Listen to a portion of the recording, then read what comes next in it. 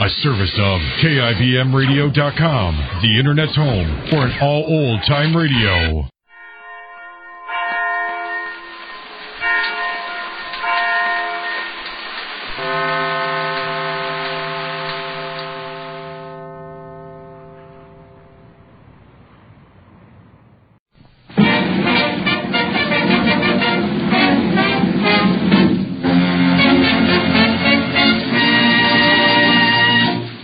Greetings, ladies and gentlemen. The makers of Linnet, the bathway to a soft, smooth skin, hope you've had a joyful holiday. Tonight we present for your entertainment Fred Allen and his associate members of the Linnet Bath Club Review. An announcement of unusual importance to every woman in the radio audience will be made later in this program. Be sure to listen for it. And now, on with the show.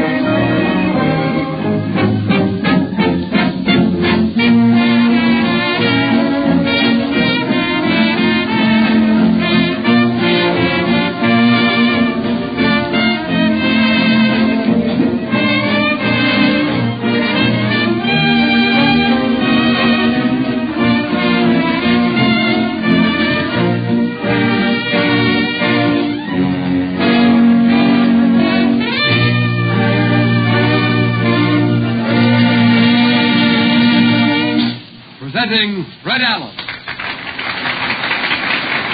Thank you, ladies and gentlemen.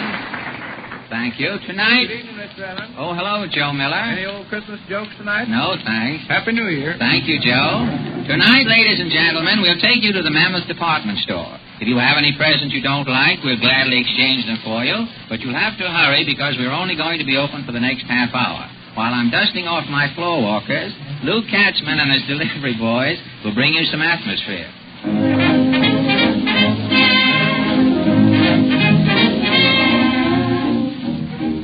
Hello? Mammoth Department Store. You want to speak to Mr. Mammoth? No, there is no Mr. Mammoth. That's the name of the store. Mr. Allen is the owner. Just a minute. Yes? What is it you want? What department carries pepper? The grocery department. You've tried there? They didn't, eh? What kind of pepper did you want? Writing pepper? Why didn't you say so? That's the stationery department. This store is going to the dog. I don't think the dogs will take it. It's awful. Imagine that operator bothering me with a call like that. Fire her. You can't discharge her. She hasn't been paid for 4 weeks. That's right. I've stolen her lunch a couple of times, too. Hello? Fur department? Yes, a lady just bought a fur coat. Huh? Who's a skunk? Oh, that's different. A skunk coat. I thought you were getting personal. Huh? Of course the coat is waterproof. Who ever heard of a skunk carrying an umbrella? Oh, gosh, there's always trouble in that fur department. Yes, a woman came in yesterday to look at seals. Hudson seals? No, she wanted Christmas seals. Well, you're the owner of the store, but I'd hate to be in your shoes. They're not bad. They could stand some new heels. But everything will be all right shortly. Are you going into bankruptcy? No, I'm hiring an efficiency man. He can worry about the business. Where are you going to get the money to pay him? That's the first thing he's got to worry about. The gentleman to see you, Mr. Allen. Who is he? Here's his card. Mr. Pinchpenny. Yeah, he says he wants his card back after you look at it. Ah, that must be the efficiency man. Send him in. Yes, sir. Yes, the rug department. A man wants to buy a rug for cash. The salesman fainted. Where can you get some water? Never mind the salesman. Grab the customer. Miss Swift, send someone to the rug department to hold that customer until the salesman comes to. Yes, sir. Mr. Pinchpenny is here. Take a chair, Mr. Pinchpenny. No, thanks. A good efficiency man never sits down. Shortens the life of the trousers, you know. I see. But standing up is hard on the shoes, isn't it? I'm barefooted. Oh, I hadn't noticed. Yes, I dye my feet black, save shoe leather. Well, if anyone can save my store, you must be the man. I've done some great work, Mr. Allen. You remember the dollar store? Yes. The place was going to pieces until I stepped in. In your bare feet. Yes, of course. And is it still in business? Yes, but not as a dollar store. I built it up to a 5 and 10. From $1 to a 5 and 10. Well, you ought to wreck my store in no time at all. How do you efficiency men work? We reduce the overhead immediately. How many people on your payroll? 200. I'll fire 150. That saves you 75% right there. But if customers come in the store, there'll be no one to wait on them. I'll stop the advertising. Then nobody will know you're in business. You don't mind if I come in the store myself occasionally, do you? What's your salary? $10,000 a year. Starting tomorrow, you get $3,000. That's efficiency. Wait a minute. What do you get? $10,000 a year is my minimum. That's your minimum. Yes, sir, that's my minimum. Well, Mr. Pinchpenny, you're fired. That's my ultimatum. From now on, I'm my own efficiency man. I'll fix business up myself. Cancel my tickets for the opera, Miss Swift, and turn on that radio. Charles Carlyle, the Linnet Bath Club tenor, sings an appropriate melody for Yuletide. Contented.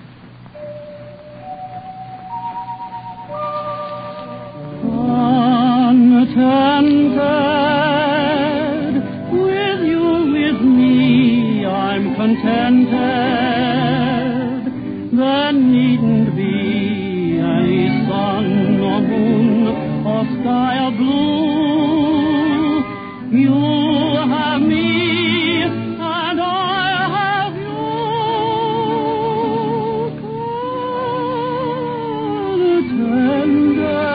Contented, I'm singing for I'm contented.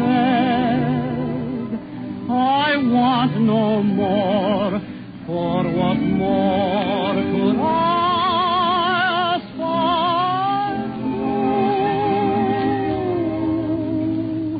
I'm on a heaven-born doorstep,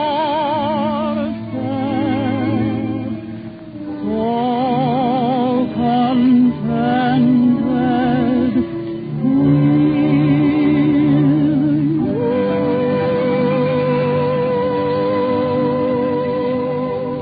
Miss Swift? Yes, sir? I'm going to take a trip through the store and install some efficiency ideas. I'll be back shortly. Yes, sir.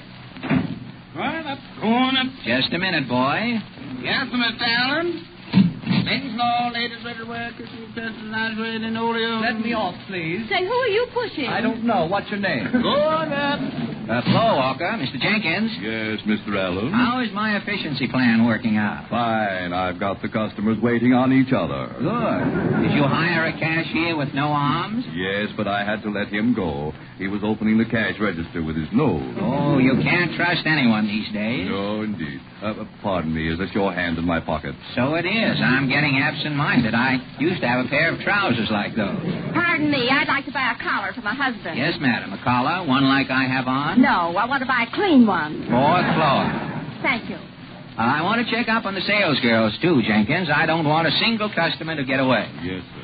Excuse me, can I change my underwear here? You can, but there's an awful draft. The basement is warmer. Oh, thank you.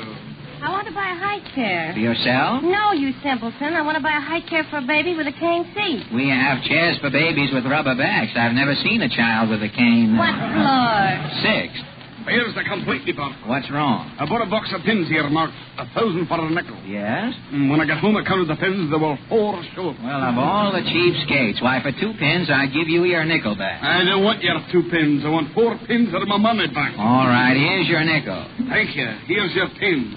But the doctor will be mad. Why? My wife just had an operation. The doctor was going to pin her up so we wouldn't have to pay for the sewing. You better take home some glue with you. I will. Excuse me. Oh, hello, Portland. Are you running this department Yes, store? I'm trying to install some efficiency. You certainly need it. Yes? I just saw 2 men shoplifting in the piano department. Where was the store detective? He was holding the doors open so they could get the piano out. I hope they leave an address. We can mail them a stool.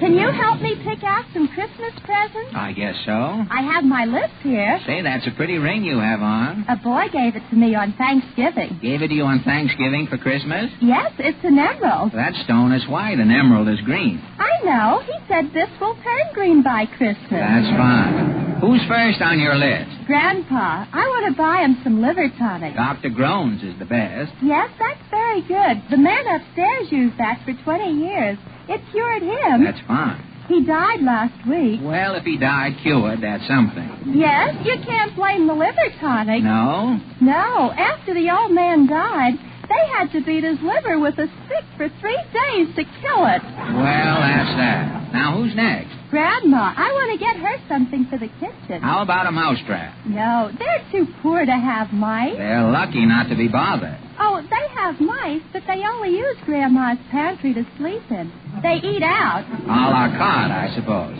How would your grandma like a griller?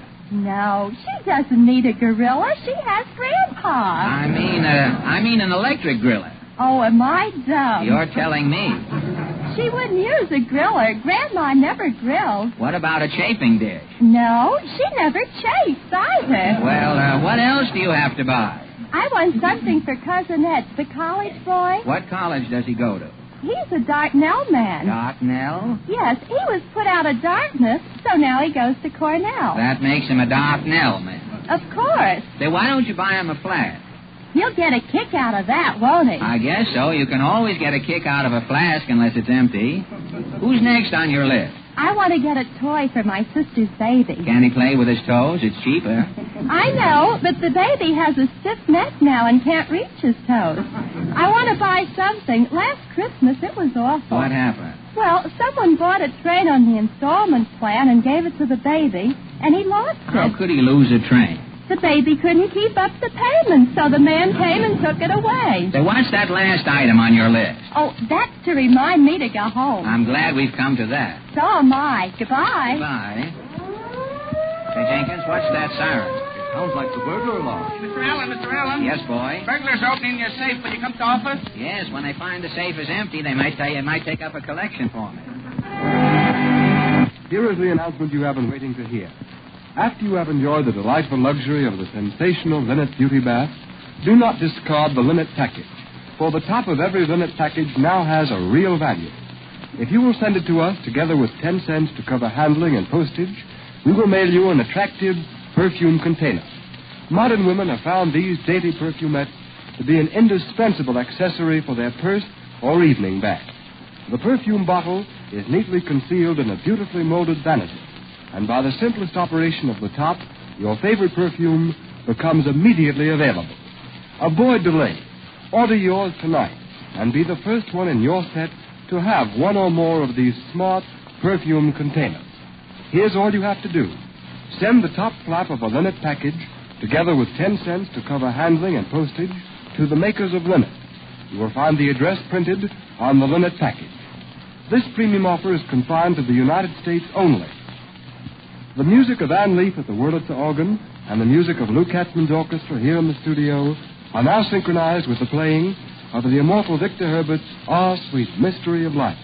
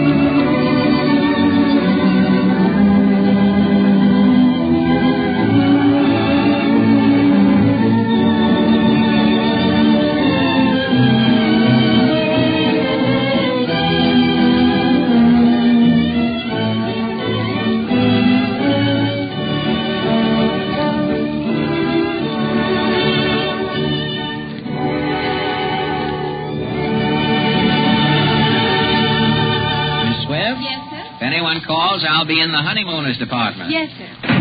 Floor walker, Mr. Flutz. Yes, Mr. Allen. How is the honeymooners department going? Very nice, sir. The cashier introduces strangers, I marry them, and the salesman sells them their furniture right off. Excellent. Would you like to meet on this couple? Yes. Now, I'll show you how to clinch a sale. Well, good morning. How do you do? What's on your mind? Well, Sarah, he's going to get married next week. You've got plenty on your mind, then. Eli proposed to me last night. Now, stop your snitching, Sarah. Well, congratulations. Yes. The gas went out and we were alone in the dark. Don't now, Sarah. Don't do that. And Eli popped the question, hey? Yes. You were too stingy to put a quarter in the meter. Now, twerk that tall. I hate to see all that dark going to waste. Well, as soon as you're married, Eli, you'll see the light. Now, what can I show you? Well, we want to furnish a home. Yeah, now, what do you think we ought to get first? Do you want to buy on time, or do you expect to keep the furniture? Our collectors are handsome. Well, in that case, I guess we'll pay cash. Oh, is that so? You don't trust me. Practically accusing me of being unfaithful already. No, of course I trust you. Spying on me all the time. Now, could I interest you in one of our new closets? Made especially for traveling men's wives, with a phonograph attachment inside. If your husband comes home unexpectedly, knocks on the door and says, "Who's there?" the closet answers, "Nobody." Nope, ain't going to have no closets. We're moving into a new house, and we want it furnished from cellar to attic. A new house. Well, how about some cobwebs for your attic? Or a nice bar complete with union bartender and sawdust for the cellar. Well, you can use your own judgment. Yes, I'm paying for everything. Cash. Good. I'll furnish the house from top to bottom and throw in one of our mechanical front doors. Oh, what are they? Oh, a great invention. Now, if your wife is alone in the house and a brush salesman knocks, the front door barks like a dog. Scares peddlers away. Sir, they're slicker than a trout. Throwing in one of them. Oh, never mind the house. Now, where can I get a trousseau? You mean Robinson Crusoe? Try the book department. No, she means... He knows what I mean. Something with lace. The only things we have with lace are Valentine. By golly, you look funny in a Valentine, Terry. Oh, is that so? Well, let me tell you something, Eli Whitney. I've taken just about enough from you. Now, don't you get up your high horse there. Well, I'm running this shopping expedition. You're only marrying me for my money. Well, it's the only way I could get it. Now, wait, please. No fighting, folks. You're not even married yet. No, and we're not going to be married. You took the words right out my mouth. I'm through. Goodbye, doggone it. Good riddance to bad rubbish. What about this furniture you bought? Well, I can't take it if I'm not going to be married. Oh, what about me? I'm losing a sale. Well, I'm losing a husband. No, you're not. Business is business. You're going to marry me. Oh, this is so sudden. Oh, I hope I'm not making a mistake. Our store guarantees satisfaction, madam, or your money will be refunded. Well, all right then. Bring yourself up COD. Now, here's my address. Goodbye. Congratulations, Mr. Allen. That's salesmanship. Thank you, Jenkins. Here's another lady customer. Do you want to wait on her? No, if I make another sale, it'll be bigamy.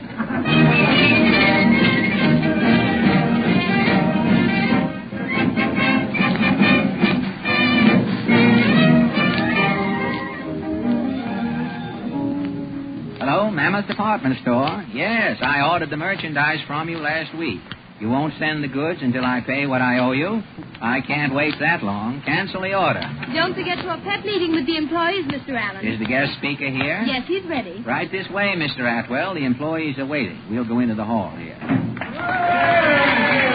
on the platform. I'll introduce you. Thank you. I want to thank you, I want to thank you, fellow workers, for this vote of confidence. As you know, I've done my best to increase efficiency and better conditions in this store. Even this meeting I've called in your dinner hour so that you could save the money you might otherwise squander on food. My outstanding achievement you witnessed today. I have brought Professor Roy Atwell, master of self-confidence and free speech.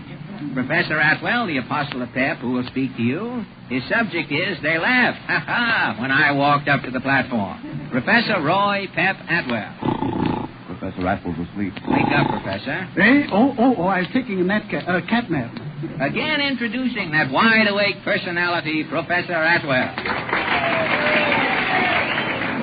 Thank you, Mr. Chairman. Ladies and gentlemen, ladies and gentlemen, I didn't expect to be called upon, or I wouldn't have gone to sleep. Mr. Allen has asked me to shriek to you today, to climb the climb the ladder of success. Bung by gum, ring by rung. Keep your nose to the grindstone. Don't be a clock watcher. Give your vest. Your bust. Vest. And hitch your flagon to a star. What about personality? A good point. Personality is very important. Salesman must laugh with the customer.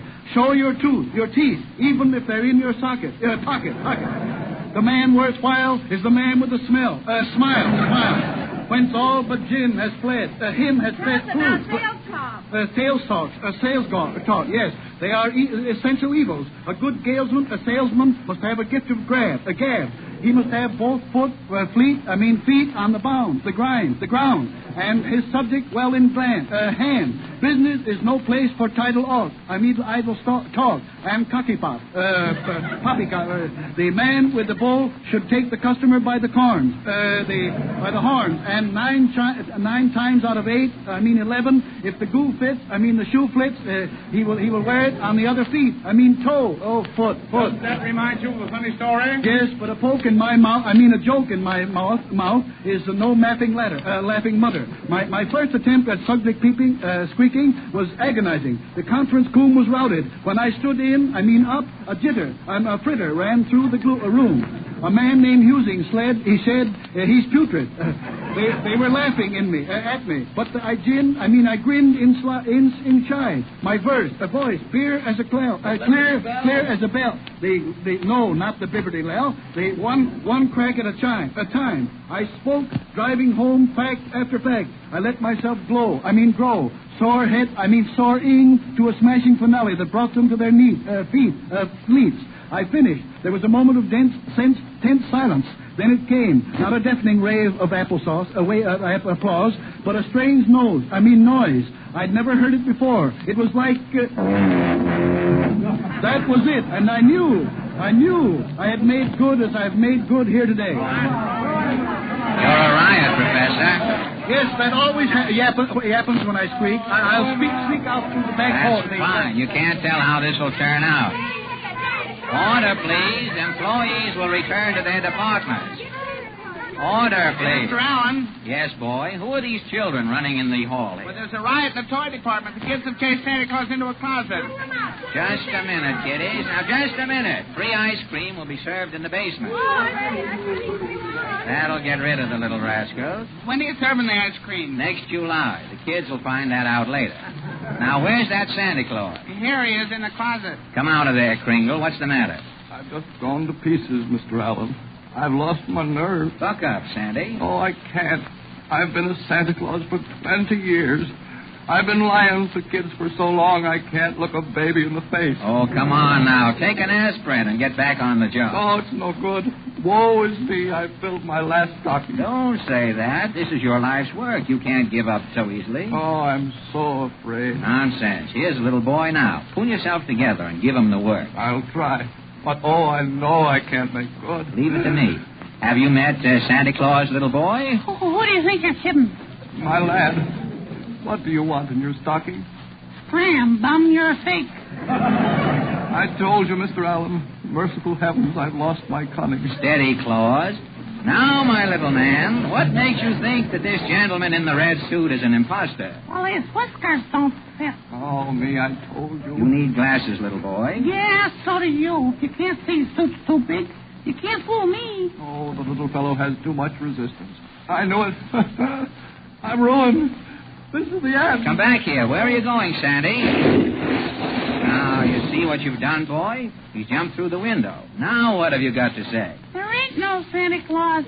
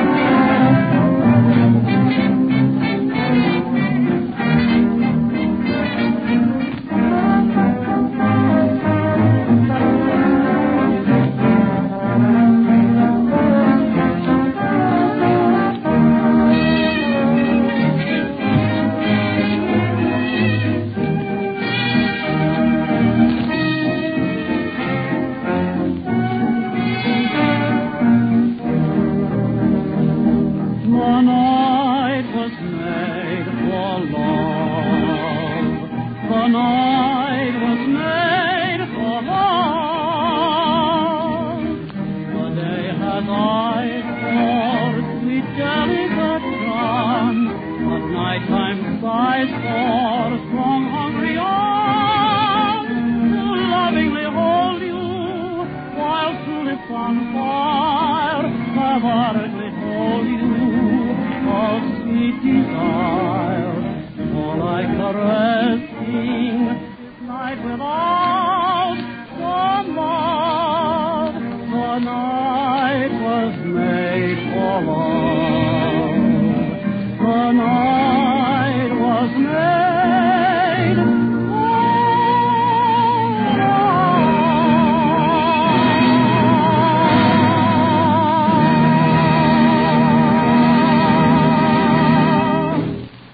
Do you remember the old saying, you never know what you've missed until you've tried it?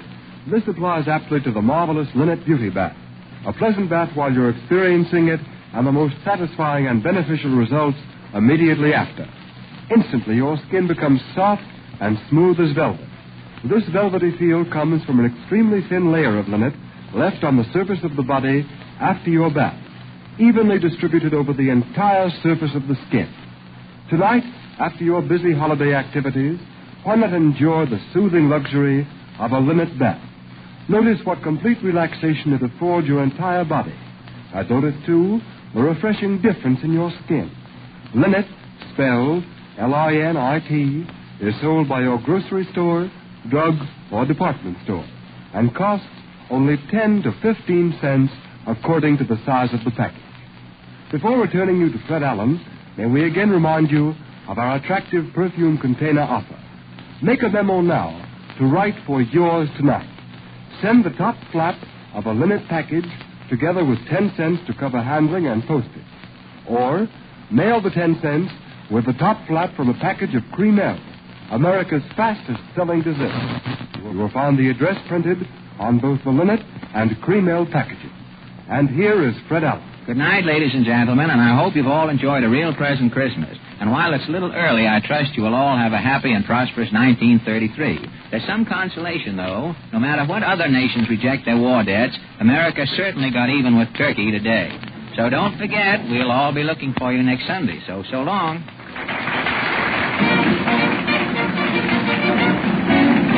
Kenneth Roberts saying good night for all. This is the Columbia Broadcasting. Calling all cars, the copyrighted program created for the Rio Grande Oil Company.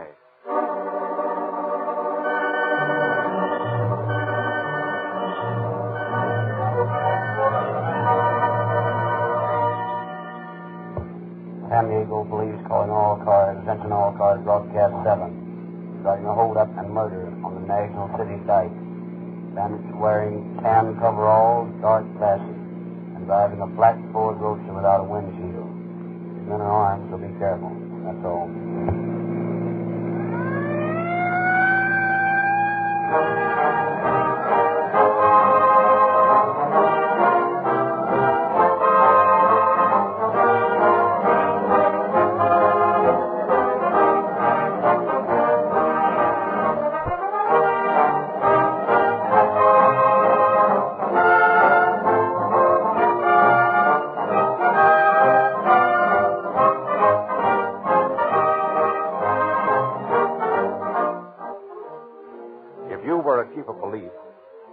Hundreds of radio-equipped police cars prowling about your city every hour of the day and night.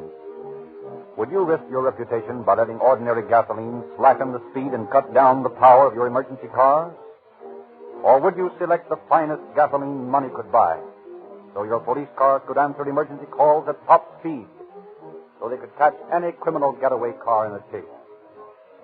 Many of your brother police chiefs would advise you that Rio Grande cracked gasoline has the reputation in police circles of being the fastest, most efficient gasoline made. The police chiefs of Los Angeles, Oakland, Berkeley, or Maricopa County, Arizona, and many, many other cities and counties use Rio Grande cracked gasoline exclusively because it comes as close as possible to perfect performance. Yet it fits expense budgets. For the cost records of these cities show year after year that Rio Grande cracked gasoline delivers more miles as well as faster miles from every gallon. Every motorist can get this same gasoline that powers more police and emergency cars than any other brand from the independent Rio Grande dealer in your neighborhood. Ask for Rio Grande Cracked and enjoy the thrill of police car performance in your car.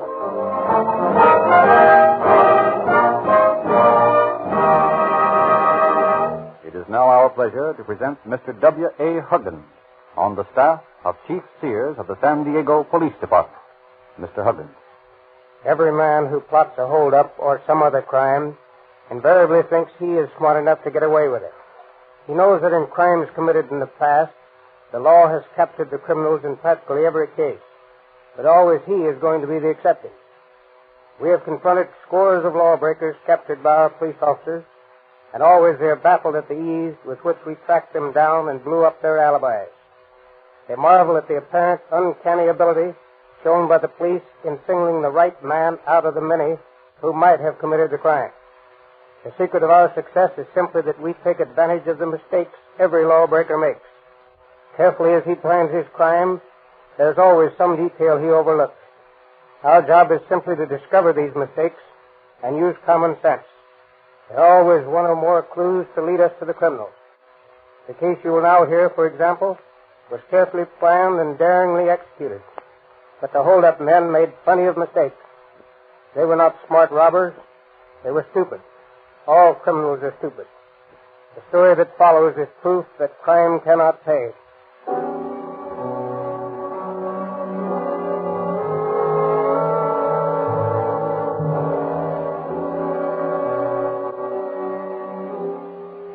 Shortly after midnight, in the middle of May 1929, two shadowy figures stealthily worked at the lock of the service entrance of a Ford agency in San Diego.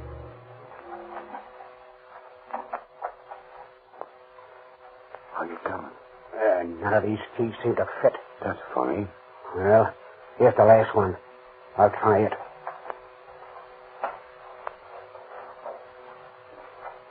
Nope. Hey, give me that hammer. What are you going to do? I'm going to bust this padlock open. Oh, you're nuts. You'll wake up the whole town. Ah, listen.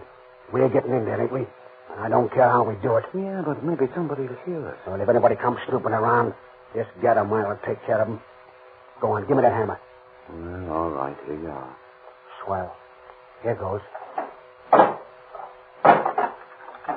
Yeah, that's more like it. Did the business all right. Sure, it did the business. That's the way to get things done. Force, my boy. There once was a mug that lived in the old days by the name of Alexander the Great. He found that out. When he couldn't untie a knot, he cut it with his sword. Yeah? Well, let's drop the history lesson and get into this joint. Here, give me a hand on this door.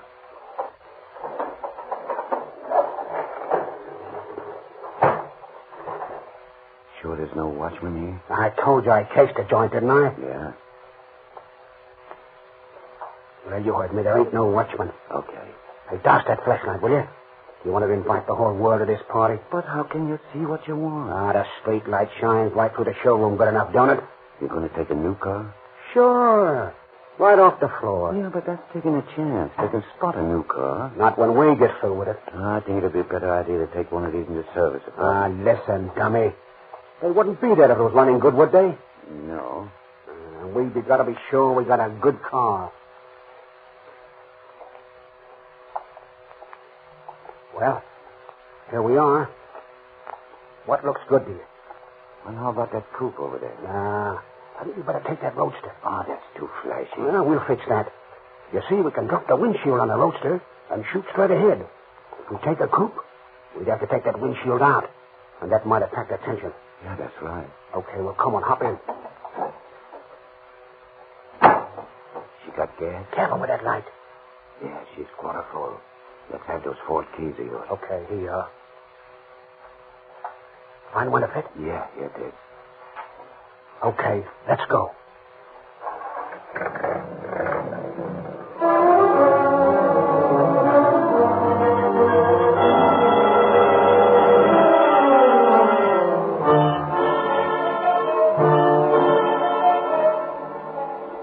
While police scour San Diego for the stolen car, Cochran and Colton are working on it in the garage back of their bungalow. Finally, after 2 days of secret activity, they pridefully view the result of their labor. That's a big difference from the shiny gray job we drove off the floor the other night, eh, Marty? Yeah. Nobody could call it a professional paint job, but it's just what we want. And that rotten black paint makes it look like any number of other heats around the town. Oh, say, listen. Don't you think we'd better put some damp rags on the headlights and radiator so they'll rust? Yeah, that's a good idea. Now, listen. The way I figure is this. That wide stretch of road along the National City Dike is the best place to pull the job. Yeah, there's not much traffic there.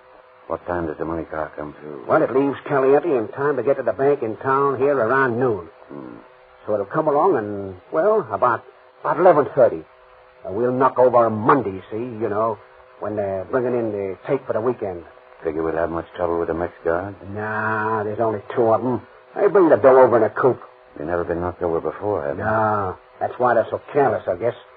But if they get tough, why, we'll just bump them off. Oh, gee, we don't have to do that, do we? Mike, what of it? Ain't $100,000 worth of beef? Yeah, I guess so, but... Remember that mug Alexander? He had the right idea. Cut right through the knot.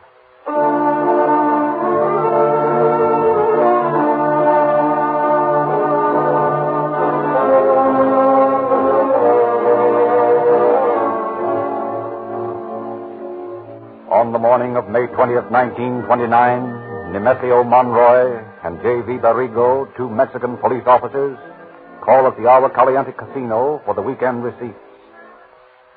Well, here it is, boys. How much dinero we take today, boss? Almost $100,000. Much is the deal. $100,000? Oh, make a nice present for my woman and me, eh? Yeah, so it would. But don't you go waltzing off with that dough, or I'll beat your ears in, Nemesio. Oh, do not worry. By the way, how's your wife? Oh, pretty good. Will not be long now before we have another little one. Is that so? You're acquiring quite a family, Nemesio. Oh, see. 4 already, all boys. And soon it will be 5. Nemesio, is raising his own army for the next revolution. Well, you better get started with the dough, boys. See, muy pronto. Adios, senor. Goodbye, boys.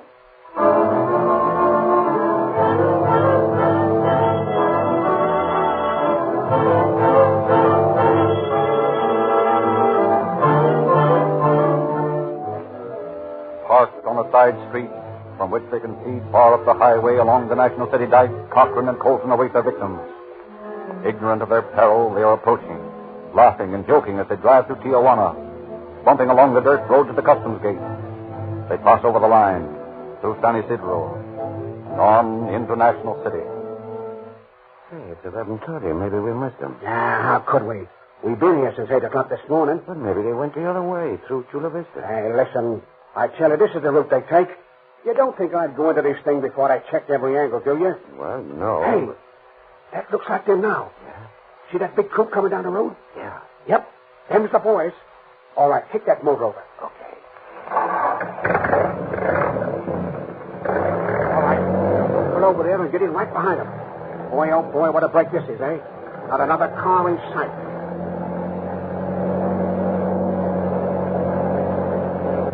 Swell. Now, just like this. Keep that distance behind them while I turn this heater on them.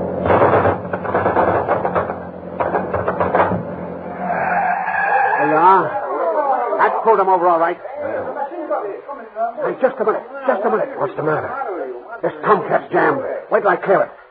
Ah, darn it. All right, there it is. Okay, let's go. You take that side and I'll take this one. Come on now. What do you men want from us? All right, boys. Hand over that dough. Caramba, what's the big idea of shooting at us? Let him have it, Lee. Let him have it. But, Marty... Shut up. Let him have it, I say.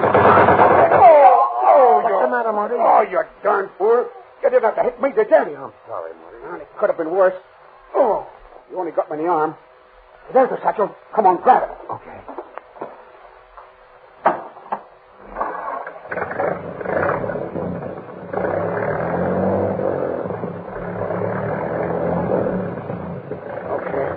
Now to duck these overalls and dark glasses and get me to a doctor. Gee, Marty, it was a crying shame to bump off those poor devils. Hey, what are you bawling about? You nearly murdered me, didn't you? Oh, well, it wasn't necessary to kill those guys. They didn't have a chance. Remember that mug Alexander the Great? He turned on the heat first and talked afterwards.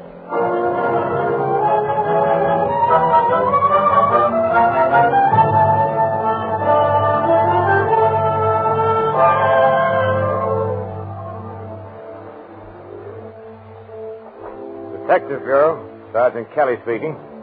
Yeah? Where? On the National City Dike. Yeah? Okay. Be right out. What's up? Murder, O'Connor. Come on.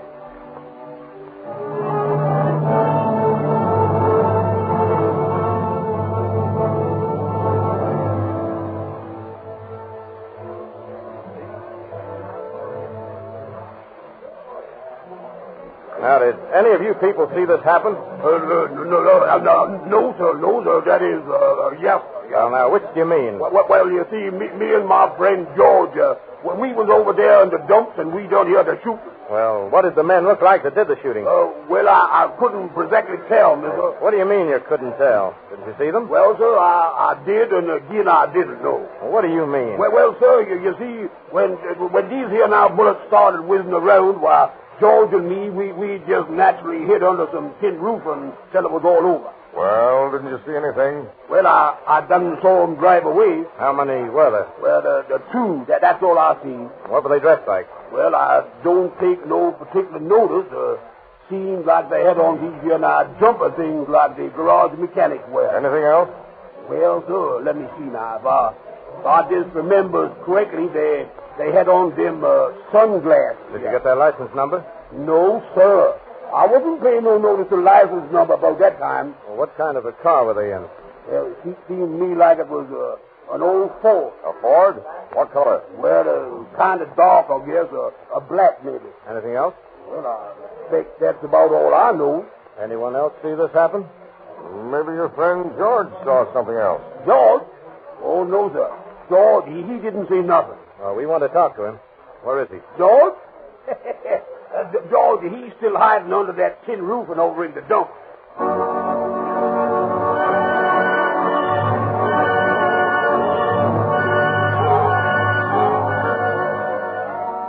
Meager are the clues the police have on which to work. Old black Fords are under suspicion, but finding the right one is as easy as finding the proverbial lost needle. Things look black for the police when help comes from an unexpected source. Well, this is a tough one. Yeah, it sure is. Two guys dressed in jumpers and dark glasses in an old Ford. I'll find 100 people answering that description in a half an hour. Yeah, and you won't be any closer to the right ones. That's right. Detective Bureau, Sergeant Kelly speaking. Yeah? Well, I have some information that might be of assistance to you. Yeah? What's that? Well, a couple of men drove up near my house about noon today in an old Ford. Yes? Well, they met by another car, which, they took them away. One of them seemed to be wounded. The Ford is still parked here in the street. What's the address, Mr. Hartel? It's marked in B. Thanks. We'll be right out.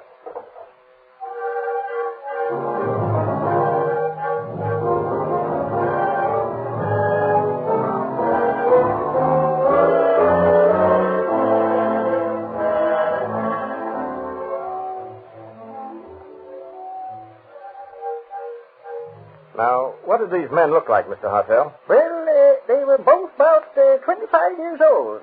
One was around 5 feet, 5 inches tall, and the other one was maybe 2 inches taller. How were they dressed? Oh, had on some old clothes. Could you identify them if you saw them again? Absolutely. Well, here's hoping you get a chance to.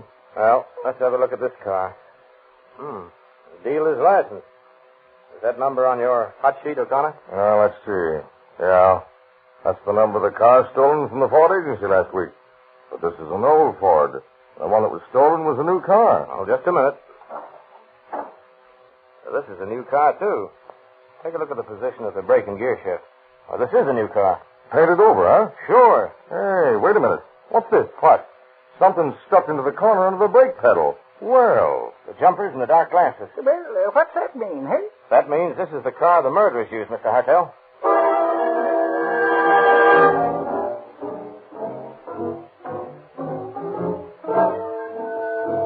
Still, the murder remains a mystery.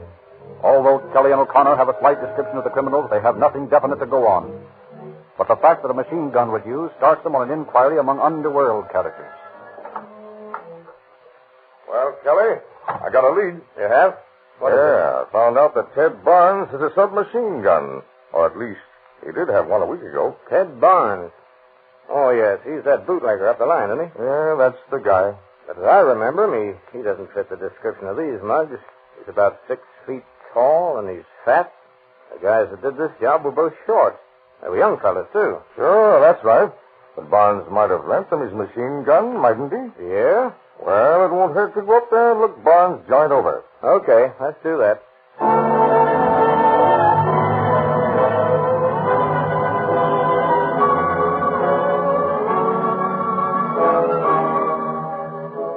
Armed with a search warrant, Kelly and O'Connor follow up this latest elusive clue. More than sure that it will end nowhere.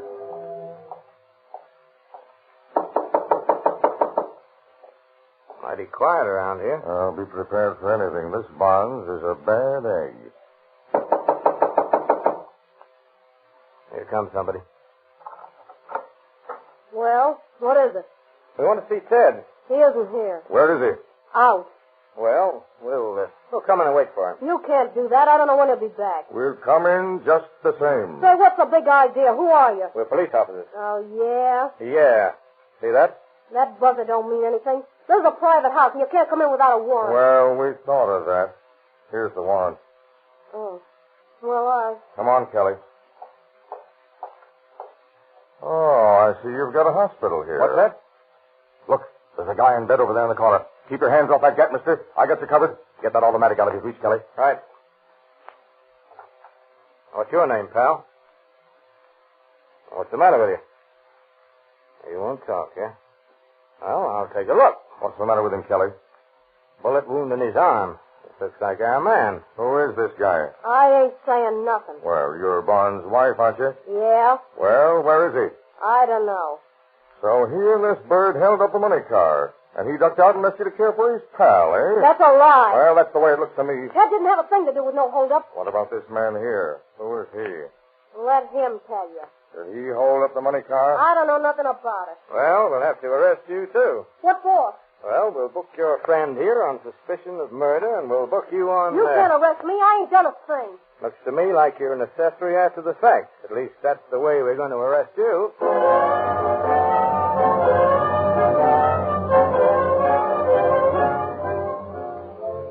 Hartel positively identifies the wounded man as one of the two he saw leave the Ford 2 days before. Police cover the town and discover the bungalow court in which an apartment was taken by a Joseph Renane, who answers the wounded man's description. However, effects discovered in the apartment identify Renane as one Marty Colson, an ex-convict on parole, after serving part of the sentence on an arson charge committed in Los Angeles County. Papers in the apartment show that his partner is one Lee Cochran. Mrs. Barnes is the important link in the chain of suspects. Police question her closely. Now, look here, Mrs. Barnes. We've got this case just about sewed up. Yes, it isn't going to do you any good to hold out on us. Listen, I don't know anything about it. Now, that's not true, Mrs. Barnes. It is true. I don't know a thing. Now, we know that Ted wasn't in on this job. What are you trying to do? Trap me? Why, of course not. You told us yourself he had nothing to do with it. And that's true, isn't it? Sure, it's true. But Marty Colson, the man you were caring for in your house yesterday, he was on the job. I don't know. How did you find out his name? Oh, never mind. And Lee Cochran, his pal, was the other bandit. We know that. So, Marty Cochran, eh? Looks like it. Said he wouldn't open his mouth. Now, look here, Mrs. Barnes. You're a woman. Did you know that one of those poor Mexican officers who was murdered the other day left a wife that was about to have a baby? Is that the truth? On the level. Oh, we know Ted didn't do the job, but we want to get Cochran. We want to see some sort of justice done. We can't give that poor Mexican woman back her husband, but at least we can make Cochran pay for the penalty of his crime. Now, if you were in that poor woman's place, and if Ted had been murdered, you'd want to see justice done, now wouldn't you? Yeah. Yeah, I guess I would. All right. You can help us. Oh, we want Cochran. Where did he go? Well, I think he went up to L.A. He and Ted. Oh, I mean he... Oh, so Ted is with him, huh? Listen, you said you wanted Cochran. I ain't talking about Ted. I got constitutional rights. You can't make me testify against my husband.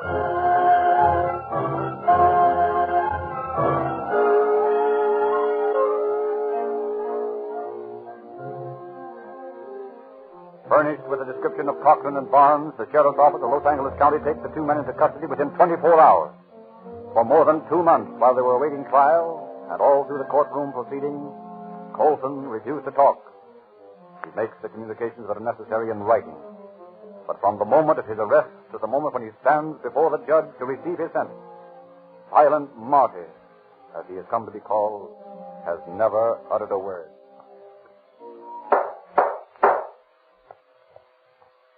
Martin Colson, Lee Cochran, you've heard the jury's verdict of guilty of murder in the first degree. Before I sentence you, have you anything to say? Nothing to say. I suppose it is useless to ask you, Martin Colson, if you want to break the silence you've obstinately maintained throughout the trial. No, Judge.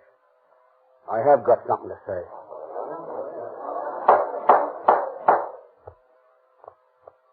Before you sentence me, I've got something important to say, Your Honor. I want to die. I want to pay my debt to society. Let Lee go, Judge. I'm the one you want. I planned the whole thing. Hang me, Judge, and let my partner go.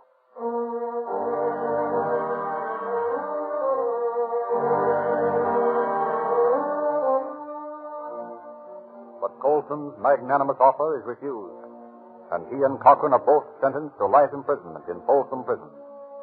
Ted Barnes is sentenced to a year in the county jail as an accomplice after the fact. In Folsom, Martin Colson retains his grim silence, only rarely talking to his fellow prisoners. His nickname of Silent Marty follows him behind the grim gray walls of the northern prison. Desperate, morbidly brooding, Colson determines to beat the rat. For months, he works secretly on a crude diving apparatus, and then one day he attempts to escape through the powerhouse water intake pipe into the prison moat. But his apparatus fails to function, and he is dragged from the moat half drowned. Serves a hitch in solitary for his attempted break. But as soon as he's back in the cell block, he and his cellmate set about fashioning 2 pistols from the bits of metal they conceal in the machine shop. Then, on the morning of February 27th, 1933, as the men are marching to their daily task,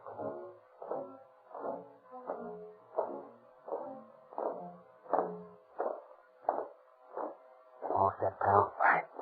Oh, what's the matter, Marty? Oh, I'm sick. Hey, keep going there. What's holding up the line? My pal here, sick. Come on, don't fall. Oh, quit prodding me, will you? Oh, on the up and up. I got cramps something awful. You better let me take him to the hospital. Okay, Paula.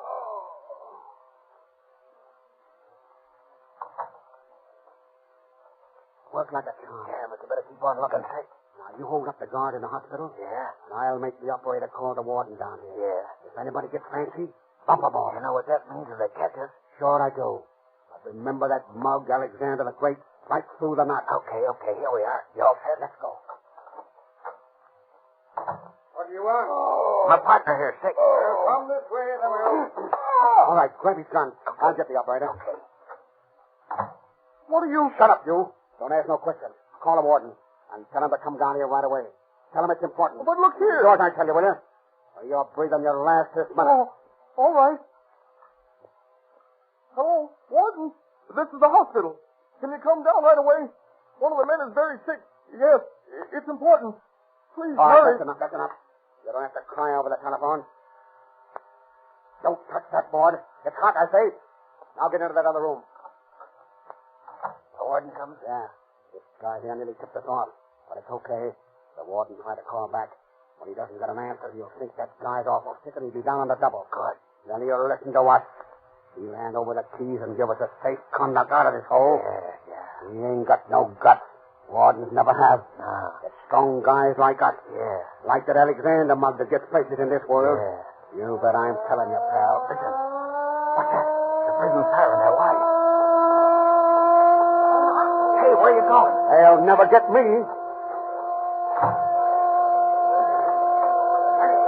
Okay, you win. Where's the box? He won. Hey, I guess he shot himself. He said you never get him.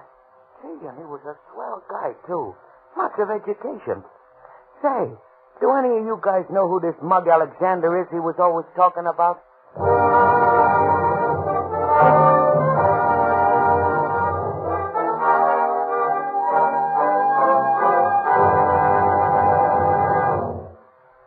And so ends the career of the man who thought he was smart enough to beat the law. He died a victim of his own stupidity. Any man who thinks he is smart enough to beat the law is mentally unbalanced. Common sense will convince any intelligent person that the forces of law and order are too strongly organized. Let tonight's story of criminal folly serve as a warning to any criminally minded listener that you can't get away with it. The time-worn old slogan is today truer than ever. Crime does not pay. Thank you, Mr. Huggins.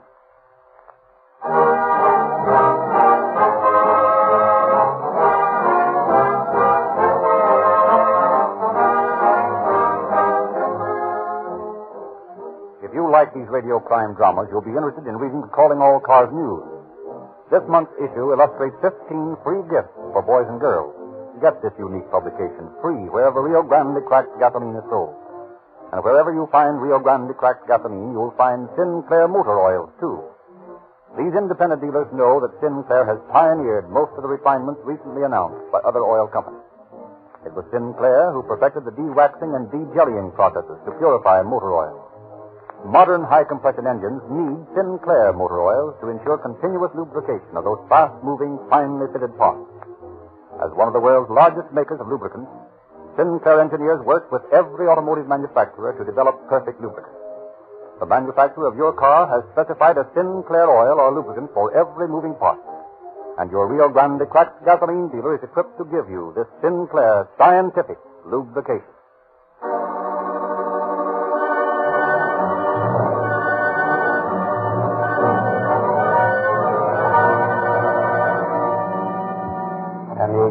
Calling all cars, attention all cars, cancellation broadcast 7. Regarding a hold-up and murder on the National City Dike. Suspects case are now in custody. That's all.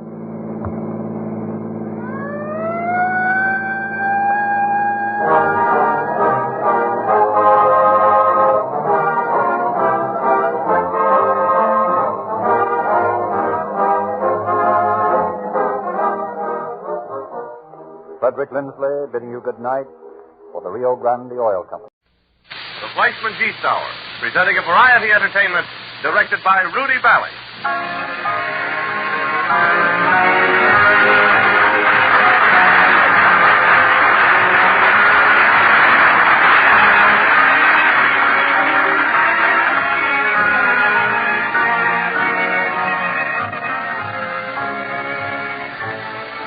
My time is your time.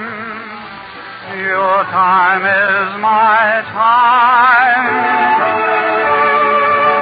Hi-ho, everybody. This is Rudy Vallee and Company. Permit us to do our Christmas greeting early by wishing you right here at the start a happy holiday season. And to present with our greeting these charming people. B.B. Daniels and Ben Lyon. Hollywood's happiest couple in a domestic comedy sketch written for them by Mark Lewis. Lewis and Doty. Veteran comedy team who bring to radio for the first time the song that kept them in vaudeville's top rank for many years. Val and Ernie Stanton. Our old friends, the English Hillier recently returned from a London engagement. The English singers of London. Regarded in concert circles as the foremost interpreters of early English songs, particularly carols. A very Merry Christmas then from the English singers Val and Ernie Stanton, Lewis and Doty, Ben Lyon, and B.B. Daniels. And Rudy Vallee. And James Wellington.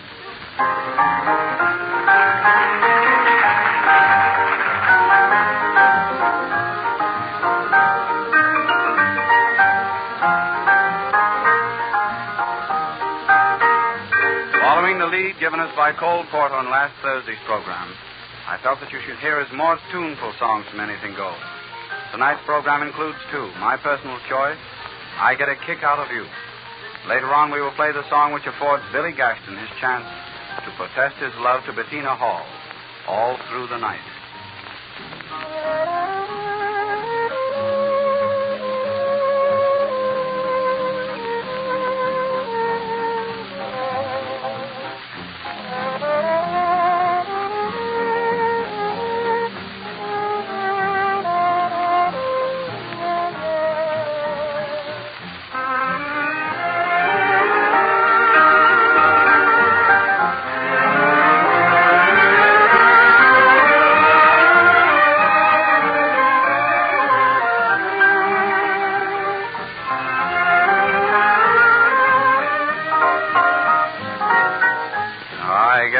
kick from champagne. Mere alcohol doesn't thrill me at all. So tell me, why should it be true that I get a kick out of you? Some like that perfume from Spain. I'm sure that if I took even one whiff, that would bore me terrifically too. Yet I get a kick out of you. I get a kick every time I see you standing there before me. I get a kick, though it's clear to me you obviously don't adore me. I get no kick in a plane, flying too high with some gal in the sky is my idea of nothing to do. Yet I get a kick out of you.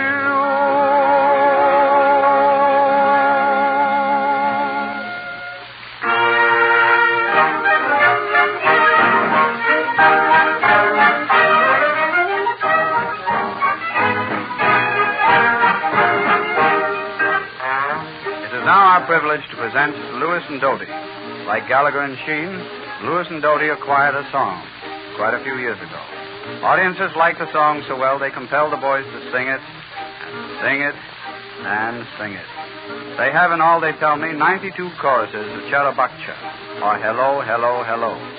We won't hear all 92, but, and this is a fair warning, it's hard to stop the boys once they get going. Consequently, it is with some fear of the consequences that I present Lewis and Doty. Chitterbuck-chit, chitterbuck-chit. Hello, hello, hello. Hello, hello, hello. We feel like saying hello, hello, hello. I might. I might. And just the other night, right here, from here, we saw a funny sight. A couple, they were dispossessed. The wife stood there in tears. It was the first time they've been out together in 20 years. Hello, hello, hello. Hello, hello, hello. When you're rich, you'll have relations. Hello, hello, hello. Chitterbuck-chit, chitterbuck-chit. I might. I might. 50 chicks we bought, an egg each day from every chick we thought. Each day an egg was missing, we found after a couple of looks. 49 of them laid eggs, the other ones kept their books. Hello, hello, hello, hello. Wings have no expressions. Hello, hello, hello. Chitterbuck-chit, chitterbuck-chit. I might. We both lead happy lives. 'Cause he and me, we have two clever wives. They speak two different languages. They use them when they must. One language is for company. The other one is for us. Hello, hello, hello, hello. You can't wear a lawsuit. Hello, hello, hello. Chitterbuck-chit, chitterbuck-chit. I might. Now in these modern times, it's funny the way they change the nursery rhymes. Mary had a little lamb to school she always led, and now she takes the lamb to school between two hunks of bread. Hello, hello, hello. Hello, hello, hello. You can't bounce a meatball. Hello, hello, hello. Chitterbuck-chit, chitterbuck-chit. I might. In school we were a biz. The teacher asked us what a spinal column is. We said, teacher, we know that. We learned that from our brother. Your head sits on one end of it, and you sit on the other. Hello, hello, hello. Hello, hello, hello. Fish don't perspire. Hello, hello, hello.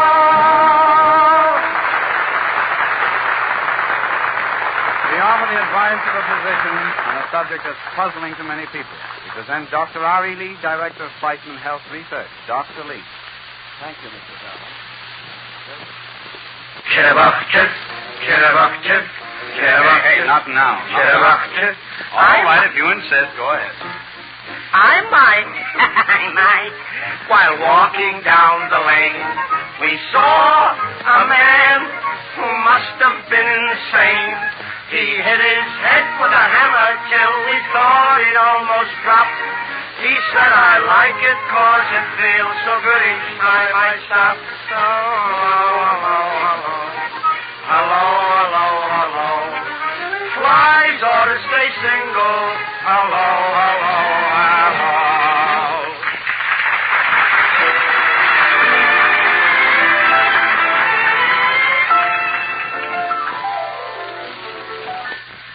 The American Society of Songwriters awards a quarterly prize of $2,500 to the outstanding song for the quarter year. My prediction is that Be Still My Heart will come pretty close to taking this prize, as it is one of the loveliest combinations of melody and lyric evolved in a long time. Another popular tune just beginning to get a radio ride is Dancing with My Shadow, from the English musical comedy Thank You So Much.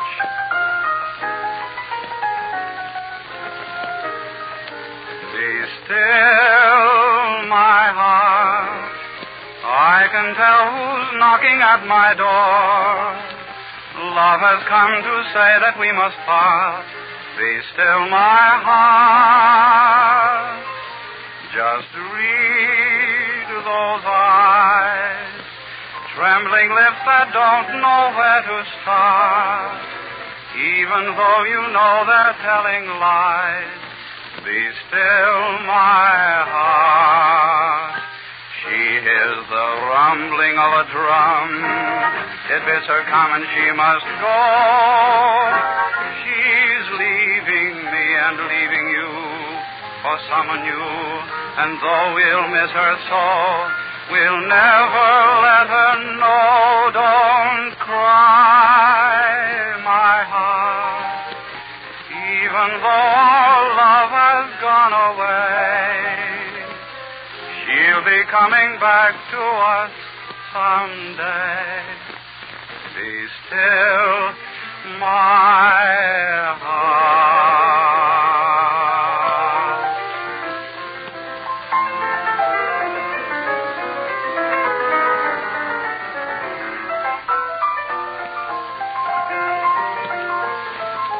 Dancing with my shadow, feeling kind of blue, dancing with my shadow and making believe it's you. Somewhere in a corner, nothing else to do, dancing with my shadow and making believe it's you. In my dreams, it seems that you're my own again. Then I wake and find that I'm alone again. Dancing with my shadow, feeling kind of blue. Dancing with my shadow and making believe it's you.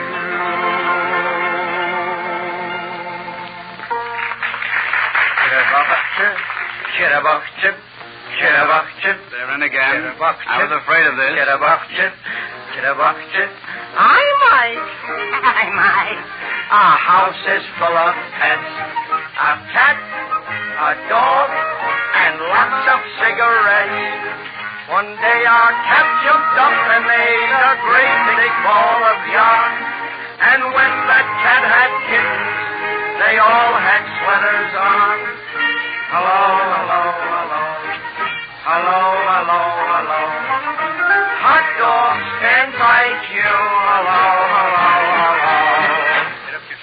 gentlemen, just a moment. We'll continue with the program. It's all right. Go ahead. Don't mind us. Thank you, gentlemen. That's good of you. We present now Mr. and Mrs. Benjamin Lyon, better known as Bibi and Ben. Bibi Daniels and Ben Lyon. Their names, I'm sure, are sufficient introduction.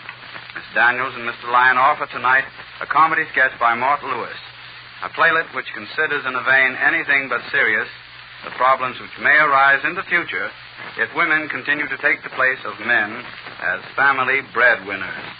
The time, 20 years from now, in 1954. The people, Diana Travers, a tired businesswoman, and George, her husband. And since this is 1954, her housekeeper. George is waiting for Diana to come home from the office. The baby is proving troublesome. Ben Lyon and Bibi Daniels.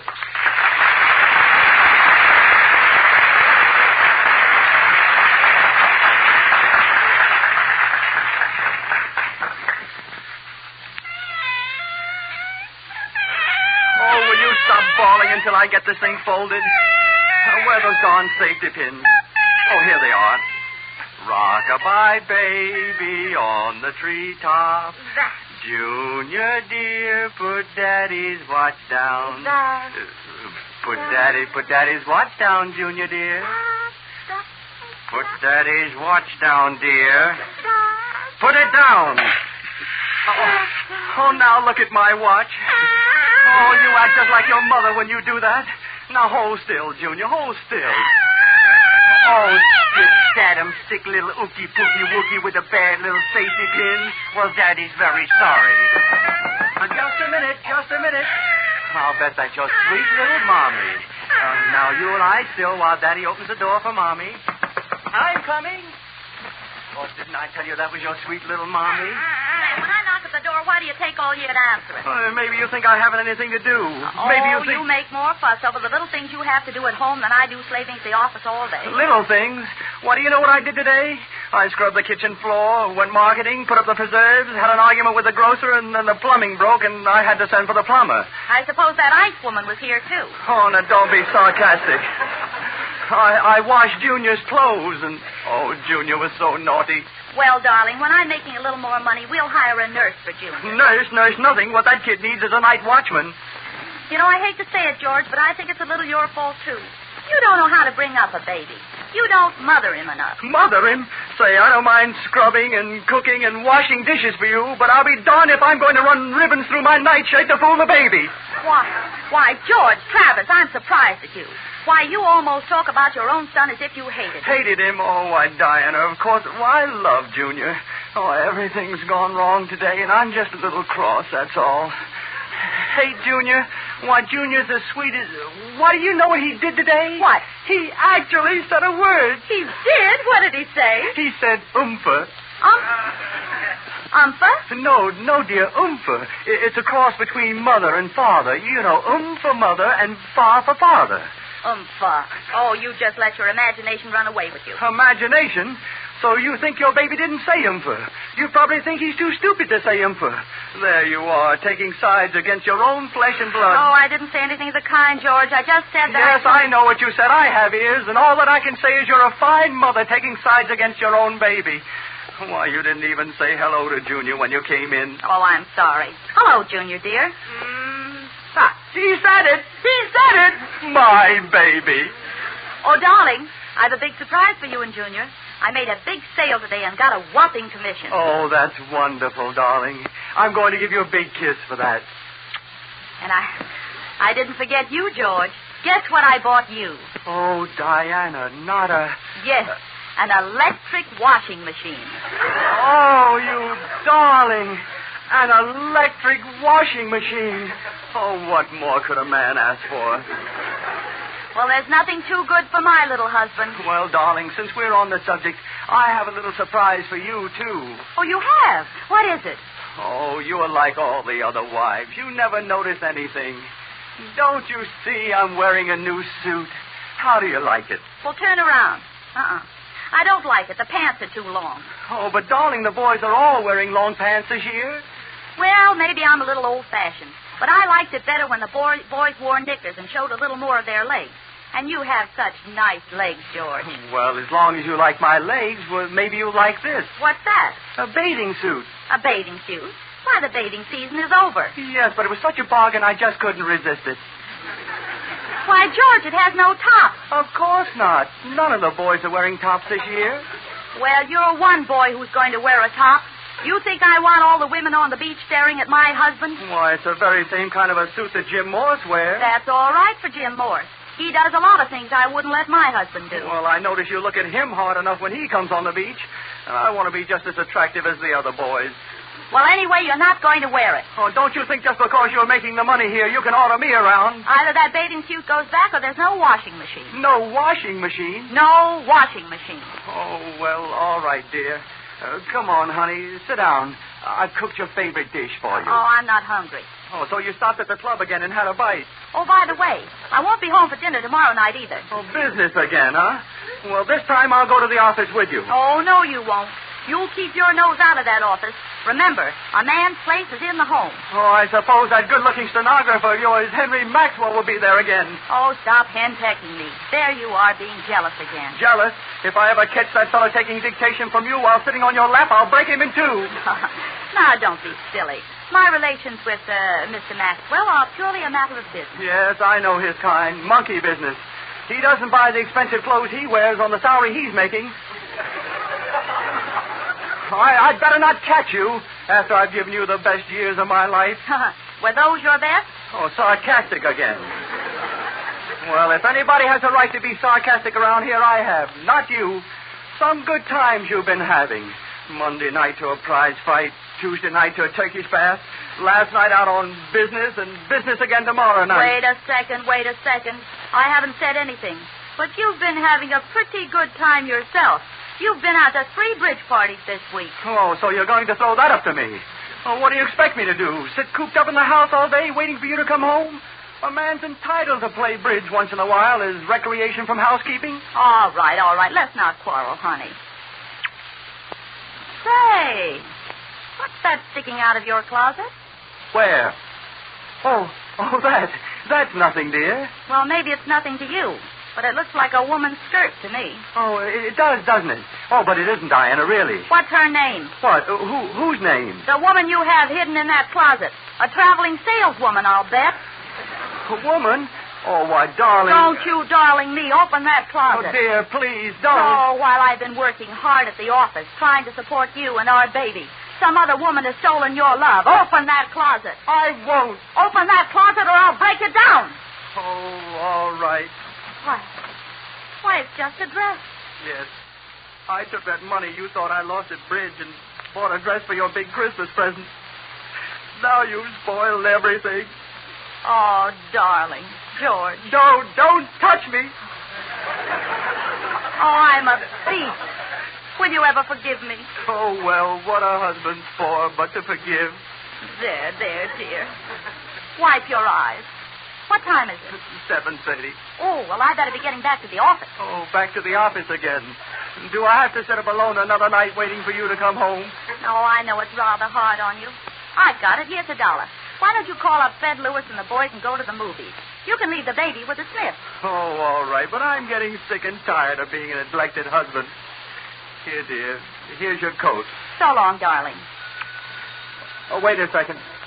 It might be for you. Hello? Hello? Yes? Oh, it is. Oh, I see. Yes, I'll tell her. Goodbye. Who was it? That was business. I mean your stenographer, Henry Maxwell. He said he'd be 15 minutes late for the theater tonight. Oh, let me explain, dear. Explain? You made your last explanation to me. Give me my baby. George, where are you going? Where am I going? I'm going home to Father.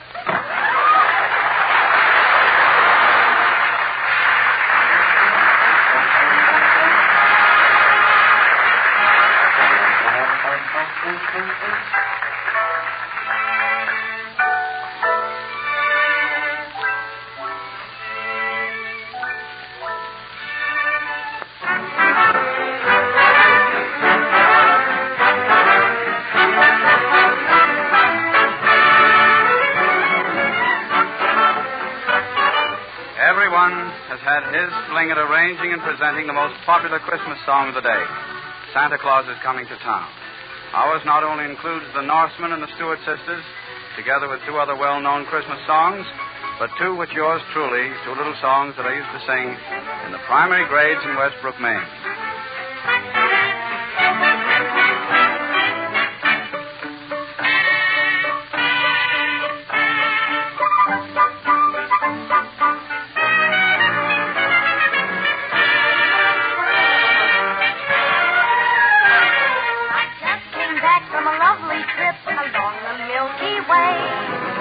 Stopped off at the North Pole to spend the holiday. I called on dear old Santa Claus to see what I could see. He took me to his workshop and told his plans to me. So you better watch out, you better not cry, better not pout, I'm telling you why. Santa Claus is coming to town. He's making a list and checking it twice, gonna find out who's naughty or nice. Santa Claus is coming to town. He sees you when you're sleeping, he knows when you're awake. He knows if you've been bad or good, so be good for goodness sake. Oh, you better watch out, you better not cry, better not pout, I'm telling you why. Santa Claus is coming to town.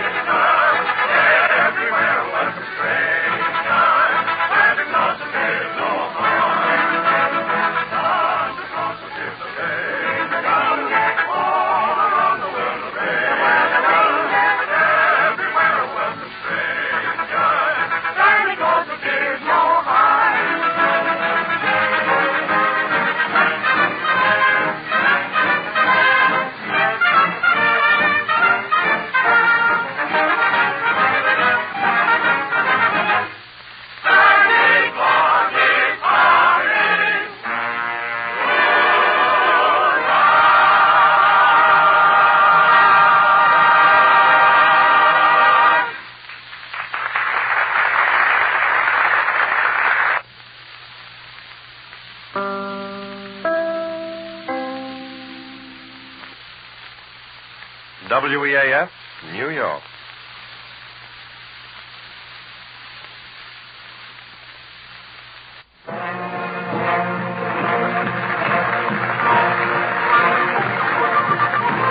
Val and Ernie Stanton recently returned from London, where they did very well, thank you. They may sound faintly English, but they hail from Fort Worth, Texas. Enter Val and Ernie Stanton.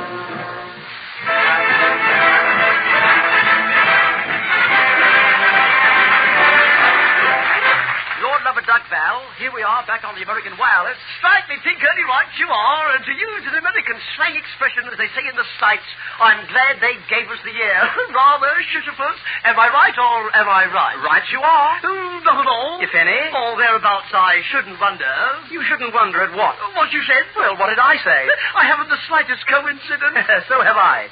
Here, will you leave off? We must carry on with a few imitations. Right, Ernie, take a running kick at it. I shall jolly well bash it about, old boy. Yes, give it the doing. Shove off. Rather, I shall do it in fair dinkum.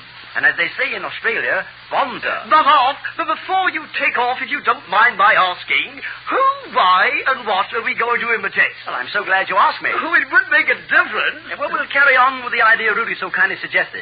He thought that we, just being back from England, should give our idea of the real English comedians having a go at it. Oh, I say, that's just ducky. Let's begin at the beginning. Lovely. What a novelty. Now, here we go. Now, I'm discovered preambulating, sauntering, meandering, strolling, tramping. You mean bumming about a bit? Yes, no, certainly not. Now, don't be nasty, Val. What I'm doing is really walking out of a chemist's shop. A chemist shop? Oh, I say. Hadn't you better say drugstore, as they say in the States? Thanks very much. Your suggestion has been adopted. Drugstore it is. But, I espy you coming out of a cafe, buffet, saloon. Well, I really had to come out sometime, you know. Granted, but come out, yes, but not thrown out. Well, did I know that the bartender was an Irishman when I told an English joke? Well, why didn't you turn the joke around? Well, I did reach for a pretzel to give it a new twist. Oh, what poppycock, such goings on. Now, at this point, I greet you with salutations, etc., and so forth. And being a gentleman and a scholar, you respond with like ilk. Oh, give over, Ernie. Where am I going to get an ilk? I didn't say elk, I said ilk. Just the wording of a friendly greeting. Lord love it, Duck, I accept your apology. You must go to my house and have a pot of tea and some scones. Will you leave off? I want you to take a running scram at this one. Now remember, whatever I say to you, you say, I don't know. Right-ho, and all that sort of thing and stuff. Right, now look, what is it that an elephant... Oh, steady, old boy, I can't imitate an elephant. It's not an imitation, it's a pun. Oh. Now, what is it that elephants have that no other animals have? Little elephants, oh, I do love having a go at a joke when I know the answer. So help me fish and chips, Val, you've gone and told the funny part. Have I? Of course you have. You should have said, I don't know. Oh, sorry, old boy. Have another go at it. Happy landing. Yeah, right you are. Yes, carry on. Slash it about a bit. Take a flying leap at it. Yes, now, look, this time I'm going to say to you, if a Chinaman goes into a dentist, what time is it? Oh, lovely. Then I say, I don't know. What is it that elephants have that no other animals have? Oh, here, wait a minute. Leave off. You're at it again. What do you want from me? Little elephants. Oh, I say I am enjoying this. Joke over. I'll have to get you out of the zoo and away from the elephants. And you stop monkeying around. We'll get back to the dentist's office. Oh, of course. What happened to the Chinaman with the toothache? Lord love it, Duck Val, you're fair daft. You're balmy. Up the pole, I believe you're crazy. Oh, dear me. Don't cast asparagus. I'll have you understand that I'm a self-made man. Are you apologizing or bragging? Oh, dear. Now, listen. A Chinaman goes into a dentist. What time is it? What time is it? Yes, a Chinaman goes into a dentist. What time is it? Why, No, I can see by that blank look on your face that you don't know. That you'll never know. So I'm going to tell you. It's 2:30. Understand? 2:30. 2:30. Now, he doesn't know yet. He's got it. Little elephants, and they also have trucks. No, that settles it. Go on, hop it, Governor, hop it. Do you hear something? Not now. No. Well, I didn't know that you could imitate the ringing of a bell. Hey, don't be a fool, you fool. That's not me. There must be someone at the door. It can't be. The window's open. You're both wrong, gentlemen. It's the telephone, and it must be important or they wouldn't call at this time. Here's the phone. Please answer. Right you are. Give me the phone. Are you there? Yes, this end's ready. It is your nickel. You speak first. It must be a Scotch phone. Now, I won't tell you who's this and tell me who's that. No. Yes, I said no. Oh, over there. Yes, I think not. But it makes no, never mind. Oh, my. What do you think of that? Yes, of course. I know, but what date? The 15th of January? I beg your pardon. You said the 15th of February. It might have been the 10th of December. Oh, yes, of course. Oh, my. Yeah. Won't you sit down? Oh, you can't sit down. An accident. Somebody kicked you in the stomach when your back was turned? Yes, I get it. Oh, you got it. Yes, of course you did, yes. Well, goodbye, then. What? You did? You say I did? He did? Oh, he didn't. He was going to. He couldn't. Oh, my. Well, goodbye. I say, Ernie, who was that on the telephone? Wrong number. Oh, my God. Oh, I say, Val, that band sounds terribly off-key. What are they playing? Wrong number. I said, oh, joke over. Well, let's carry on with our imitations, this time of music. All right, just an imitation. Carry on.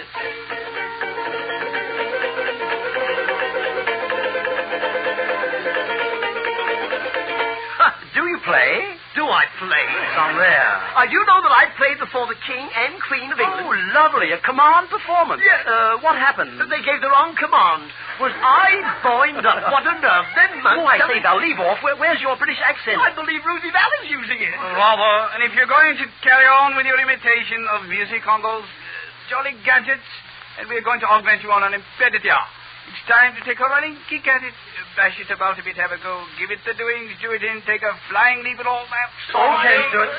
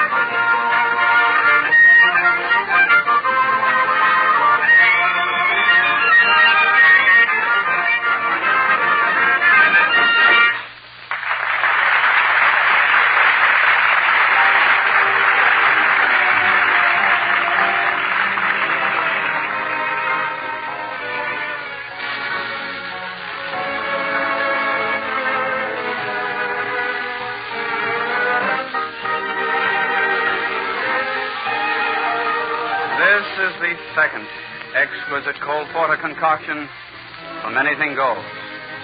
Certainly Mr. Porter was brushed by the wings of the muse when he sat himself down to write this latest group of songs. This is, as if you didn't know, All Through the Night.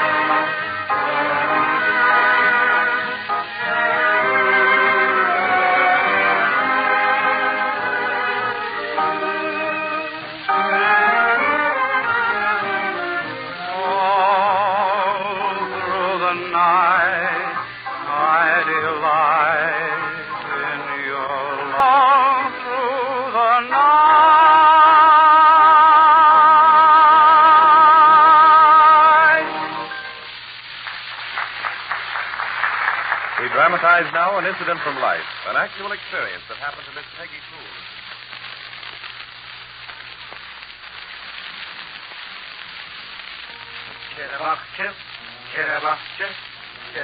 The Frankenstein brothers. I might. We both live in a flat. What's right? Each night we're kept up by a cat. We cut that cat's tail off and no more noise he'll make by heck. 'Cause we cut that cat's tail off away up to his neck. Hello, hello, hello. Hello, hello, hello. False teeth have no toothache. Hello, hello, hello.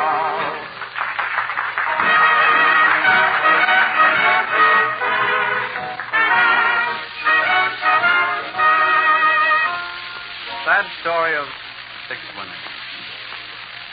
Never trust a woman as far as you can throw a mule. Never trust a woman, or you're a doggone fool. I had a half a dozen, and I was true to every one. I had a half a dozen, and ended up with none. The other night I took a book off the shelf, found out that history repeats itself. I read about King Henry, and I discovered that he had the same kind of woman trouble as me. 6 women didn't last me very long. 6 women put the blues into my song. 6 women done 2 good men wrong, me and Henry VIII. 6 times I had to take it on the chin. 6 times I took a chance and didn't win. 6 times somebody else chiseled in on me and Jaime VIII. Henry was a mighty king was he.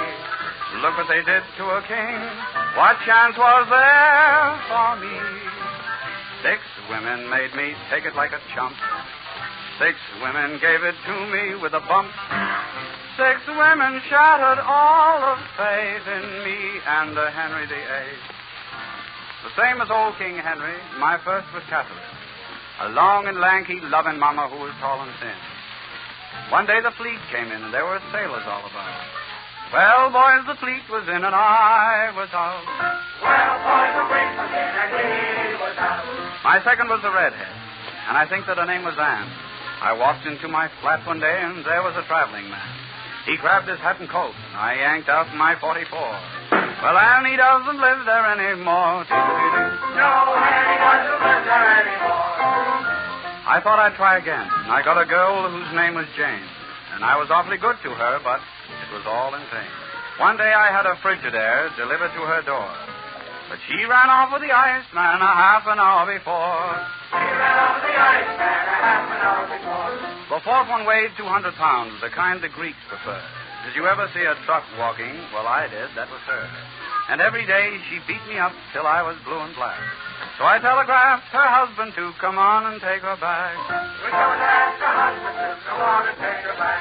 The fifth one was a big, fat blonde, a black sheep in disguise.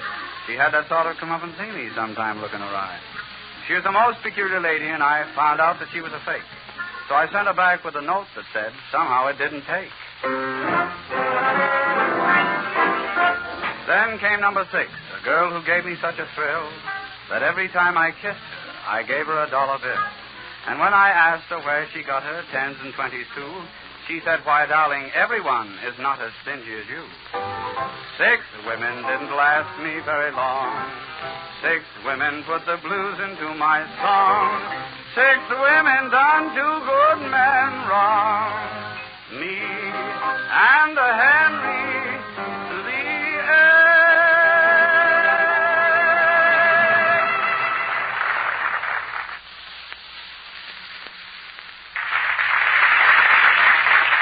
The English Singers, under the leadership of Mr. Cuthbert Kelly. Organized by Mr. Kelly in London shortly after the war, this group of 6 singers has won international recognition as the most skillful interpreters of early English music.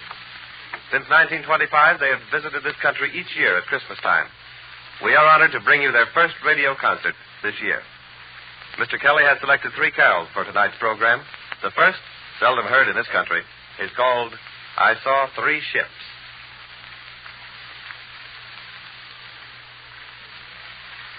I saw 3 ships come sailing in on Christmas Day, on Christmas Day. I saw 3 ships come sailing in on Christmas Day in the morning. And what were these 2 ships on Christmas Day, on Christmas Day? What were these 2 ships on Christmas Day in the morning? Our Savior Christ and His Lady on Christmas Day, on Christmas Day. Our Savior Christ and His Lady on Christmas Day in the morning. We must sail the ship on Christmas Day, on Christmas Day. We must sail the ship on Christmas Day in the morning. Oh, they sailed into Bethlehem on Christmas Day, on Christmas Day. Oh, they sailed into Bethlehem on Christmas Day in the morning. And all the bells on earth shall ring on Christmas Day, on Christmas Day. And all the bells on earth shall ring on Christmas Day in the morning.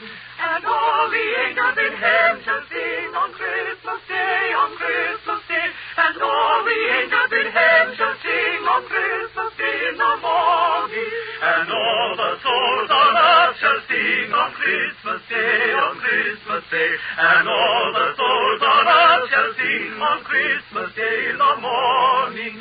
Then let us all rejoice amain on Christmas Day, on Christmas Day. Then let us all rejoice amain on Christmas Day in the morning.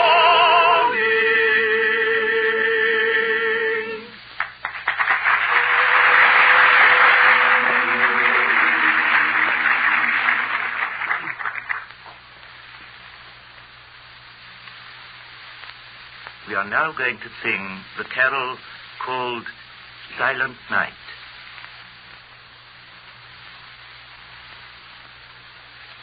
Silent night, holy night, holy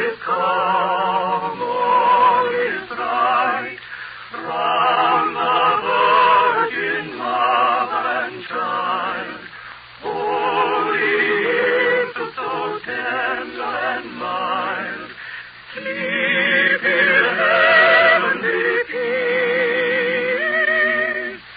Sleep in heavenly peace.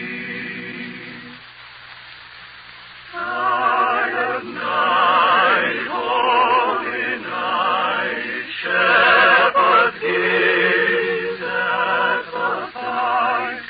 Glory stream from heaven afar.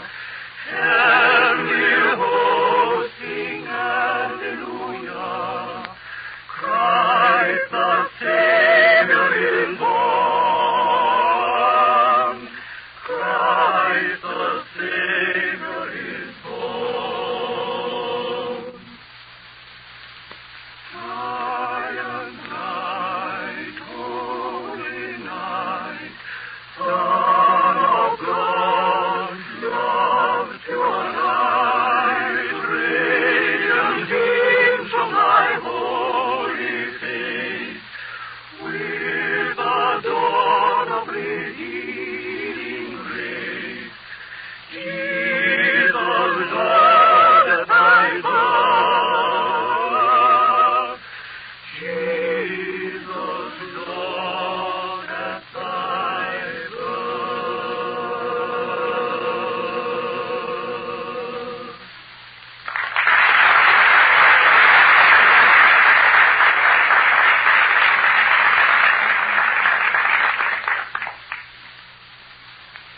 And now a Yorkshire carol called We've Been a While a-Wandering. It is supposed to be sung by wassailers. For several hundred years in England, it was the custom at Christmas time for these wassailers to go from house to house singing carols.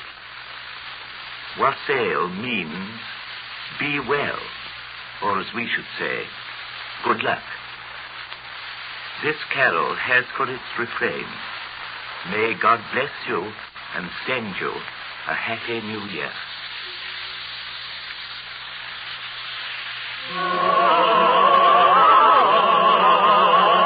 We've been a while wandering amongst the leaves and trees, but now we come a wandering the daily to receive. For it's Christmas time when we travel far and near. May God bless you and send you a happy new year. We are not daily beggars that beg from door to door. We are your neighbor's children, so we've been here before. For it's Christmas time when we travel far and near. May God bless you and send you a happy new year. We want to live the world, lead a bear, a race to give. We want to live longer, but it's time we can't live. For it's Christmas time when we travel far and near. May God bless you and send you a happy new year.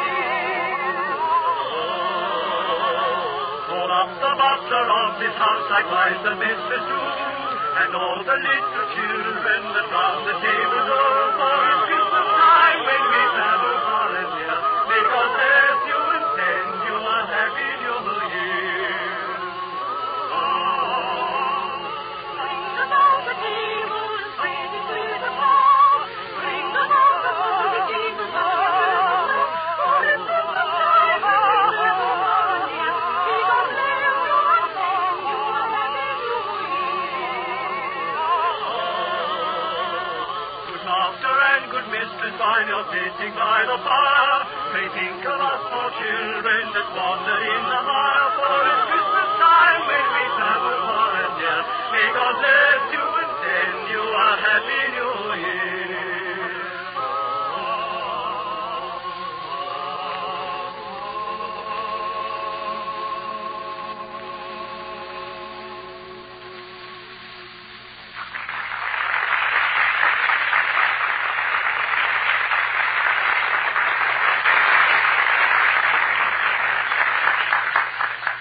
Already more than 3 million people are eating the new Fleischmann's XR yeast.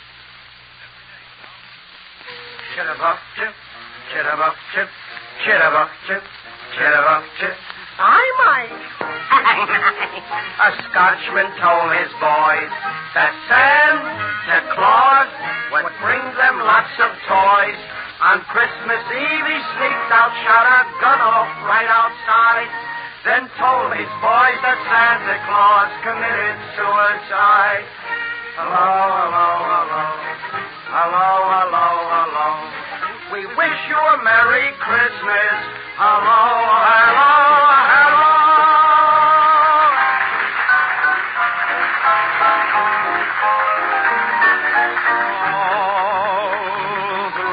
Valley bidding you all good night.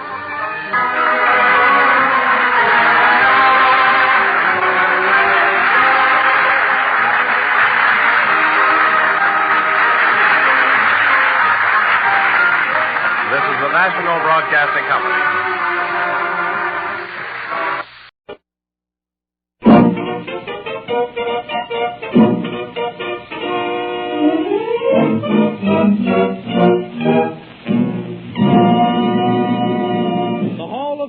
Presented by Heinz Honey and Almond Cream.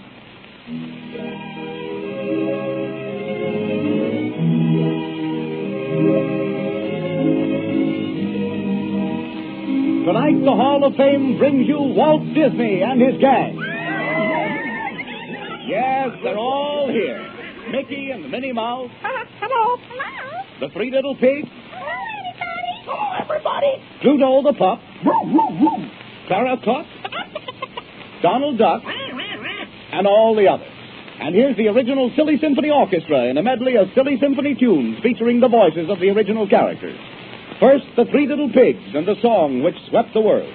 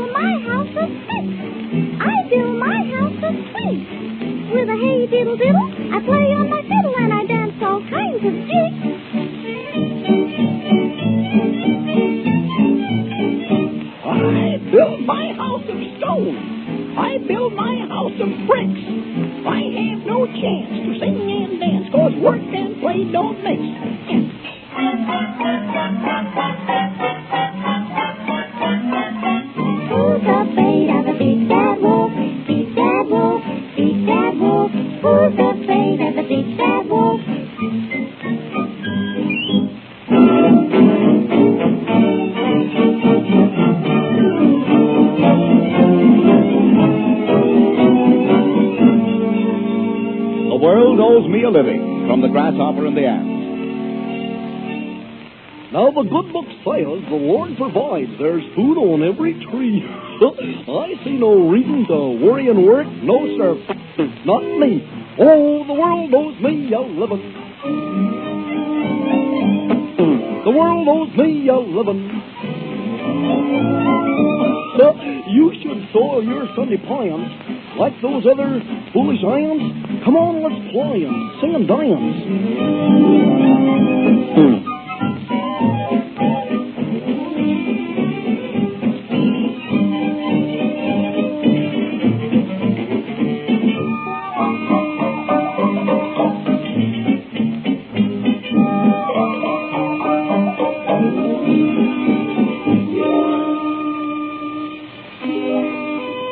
The waltz from Lullaby Land.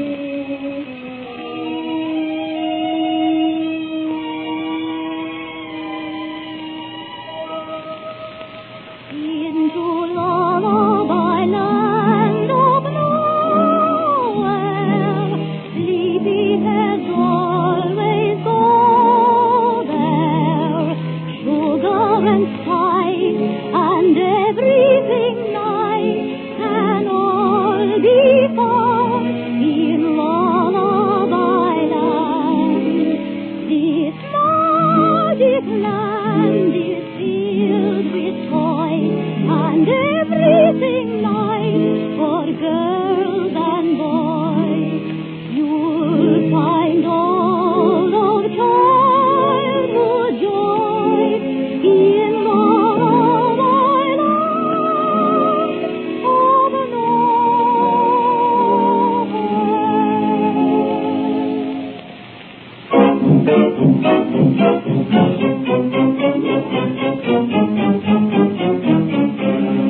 Nothing But a Nothin' from the Flying Mouse.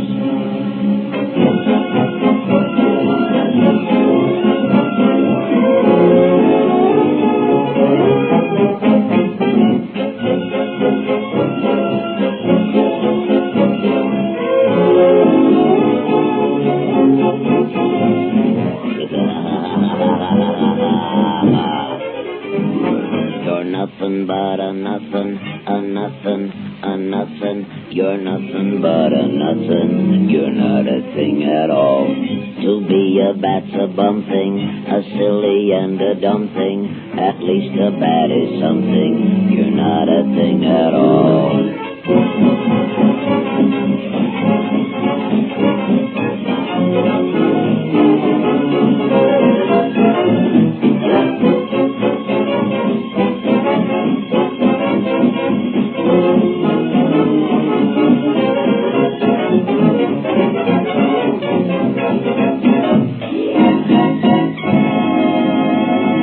As the three little pigs might say, who's afraid of the big bad wind? Who's afraid of the old hard water? Who's afraid of pots and pans, dishes, mops and brooms? Wind, weather, housework. Defy them with Heinz Honey and Almond Cream. No matter how windy or cold the weather gets, or how much housework you have to do, you'll never have to worry about rough, red, chapped hands again if you use Heinz regularly. It's almost magical the way Heinz makes raw, sore hands stop hurting and starts right in to heal the most painful cracks. Let the children use Heinz on their chapped faces and hands and on their red, raw knees when they come in out of the cold. Heinz eases the drawn, dry feeling that makes the skin burn when children come indoors. You know, when children's hands are rough and chapped, dirt gets ground in, and the skin looks grimy no matter how thoroughly it's scrubbed. But if their hands are softened and healed by Heinz, it will save a lot of unnecessary suffering, and they'll be easier to keep clean. Hand lotion fads come and go, but for 60 years, women have looked upon Heinz as the one dependable protection against chapping, the tried and proved way to keep hands smooth and lovely, even in the bitterest weather. For in addition to its healing balms, Heinz also contains cosmetic ingredients, which beautify the skin and keep it young-looking. And now it is my privilege to introduce the personality behind all of the world-beloved Mickey Mouse and Silly Symphony. Ladies and gentlemen, Walt Disney. That's enough. Whoa! Thanks, gang. Hello, everybody. How'd you like to be the father of my family at Christmas time? I mean, did you ever try to pick out a Christmas necktie for a horse? Or rubber boots for a young duck? Don't worry, Donald, you'll get your boots. Bless his heart. Well, we'll hear from him later in the program. No, Donald. Nice, not yet. Nice little fellow. Now, our program tonight is to be a surprise party. It's the gang's Christmas present for... Donald, put it down. I told you not to bring that pop gun to the studio. Yes, you. And don't point it at people. Boys will be boys. Yes, the gang has gotten up the entire program by themselves. They've named it quite appropriately the Christmas Stocking. And each one of them has put a surprise for us, Donald, in the stocking. Put it down. Donald, don't point that gun at Clara Cook. Why, if it went off accidentally, you'd hit her. Yes, I'm sure. Give it to him, Clara. You bet she wants to fight. Sig him, Clara. Let him up, Clara. You win. That's enough.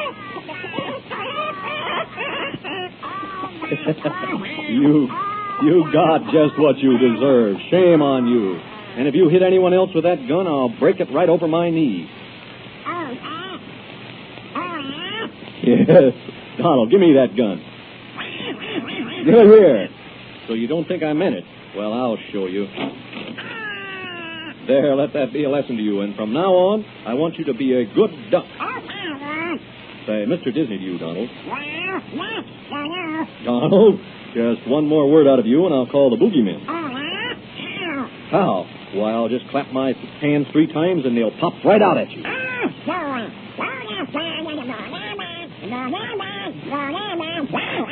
Okay, I warned you. Here goes.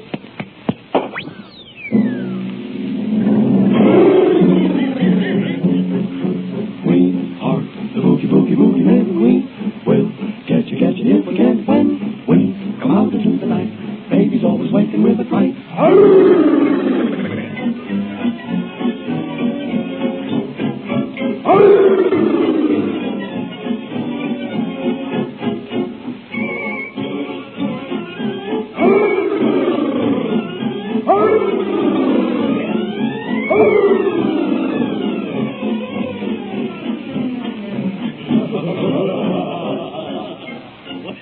I guess we got rid of Donald Duck for a while.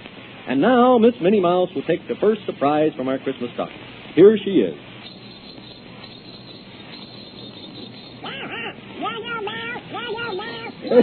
Donald, where'd you come from? Well, what do you want now? No, Donald, not now. Wait for your turn. Donald, give me those bells. Oh, I don't want to fight. But if I hear any more out of you, I'll sell you back to Joe Penner.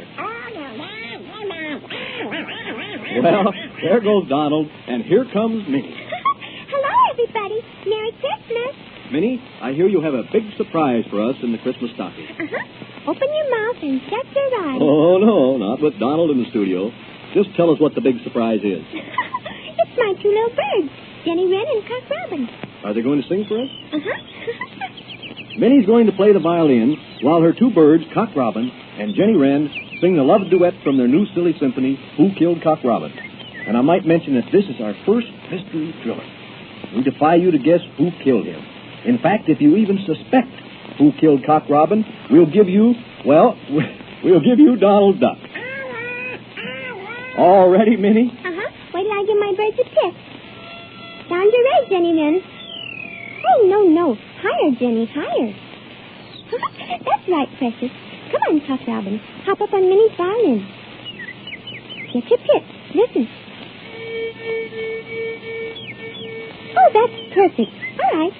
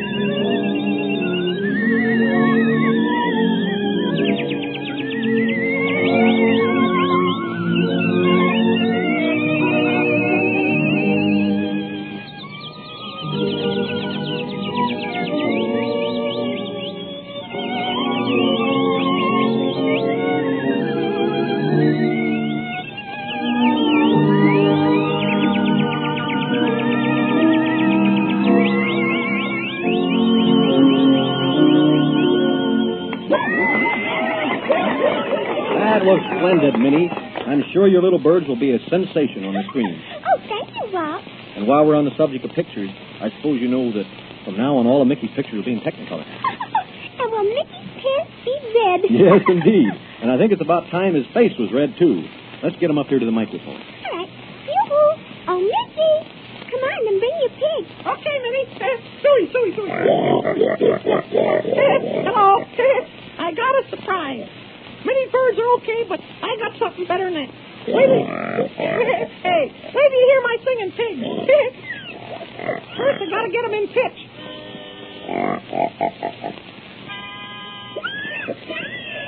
Well, that's good enough. We ain't so particulars, Minnie. Presenting Mr. and Mrs. Patty Pig.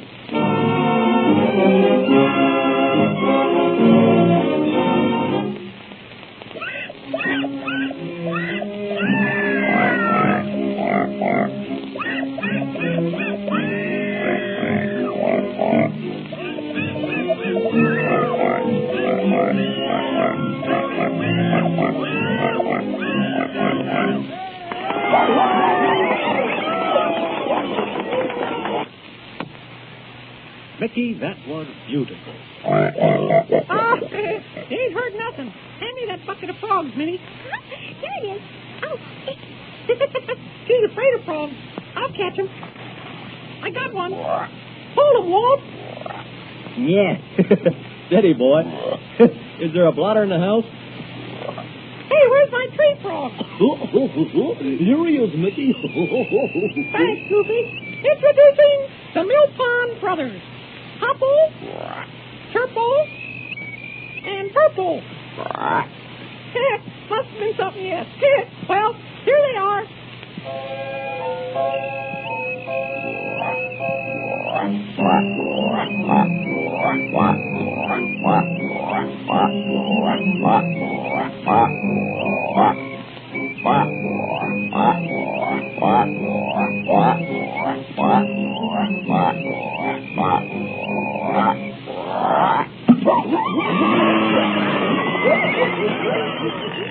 Well, the old songs are always best. But let's see what the orchestra can do with a brand new tune called Heidi Hades from a silly symphony, The Goddess of Spring.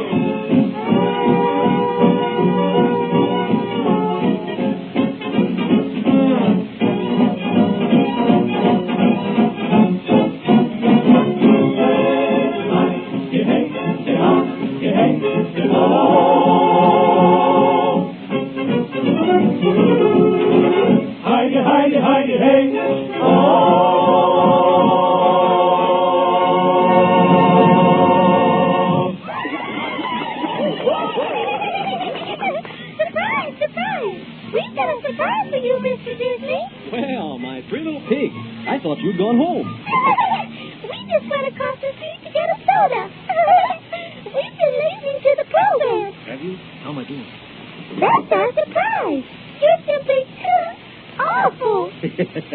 Same old silly pigs, always clowning. Well, Pig, now that you're here... Oh, Donald, please. Oh, Donald, I said no. Give me that cowbell. Well, Pig, what have you got to say for yourself? Merry Christmas, everybody. And a busy and prosperous New Year, Professor. Pig, this is the time of the year we forgive our enemies. I want you to call the big bad wolf on the phone and wish him a Merry Christmas. I wouldn't feel safe unless it was a long-distance call, sir. No, that's not the Christmas spirit. The poor wolf is down and out, friendless, and he's hungry. Uh-oh. What's more, the big bad wolf is a fellow actor. He's always given the best he had to the cause of Grandma. Oh, Grandma, what big eyes you've got. I'm serious about this, Pig. Really, I am. I'll dial his number, and you wish him a Merry Christmas. Hello? Hello? Here he is. Take the phone. Hello, we're the three little pigs. Yeah? So what? We want to sing you a Christmas carol. Oh, fine. I'll be right over. No, you stay where you are. But I'd like to have you boys for dinner on Christmas. In fact, I've been counting on it. I was afraid of that. Well, where are you now? Never mind. We just want to sing you this Christmas song. Listen. Jingle bells, jingle all the way. We just got you on the phone because we want to say, who's afraid of the big bad wolf? Big bad wolf, big bad wolf. Who's afraid of the big bad wolf? Yeah, yeah, yeah, yeah, yeah, yeah. I'll get you for this, why you're... Just the same foolish little pigs. They'll never learn. Holy mackerel, what's that? Oh, Donald, for heaven's sake, stop it. Terrible. And anyway, the three pigs have just finished singing that. I'm sorry, Donald, you're too late. No jingle bells. And now, here's a real surprise. Grand Opera. Ladies and gentlemen, it is with the greatest pleasure that I unveil the All-American Opera, written especially for this broadcast by Miss Minnie Mouse. The principals will be Princess Leonora, sung by the Barnyard Nightingale, Madame Clara Clark. The role of Don Pebico will be sung by Pluto the Pup. And Manrico, the Duke of Lysol, will be sung by Donald Duck. All right, overture. Our scene is a moonlit garden. It is spring. On a balcony overlooking the garden stands Leonora. She is in love, deeply in love. She sighs. She stretches out her arms. The moonlight has enchanted her. A song of love is on her lips.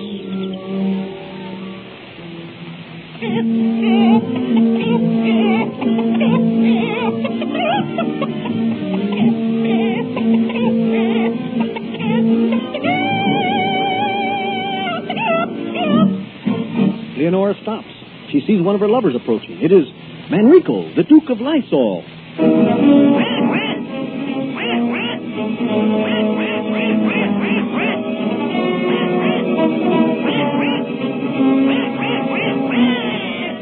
Leonora greets Manrico.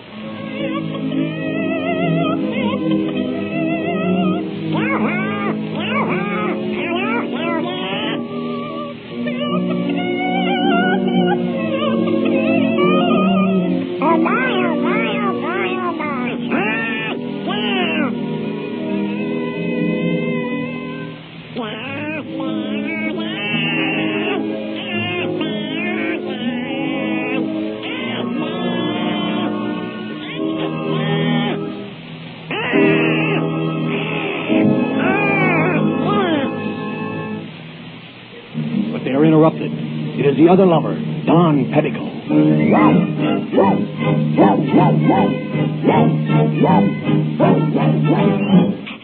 Shoving Manrico aside, Don Pebico pours out his heart.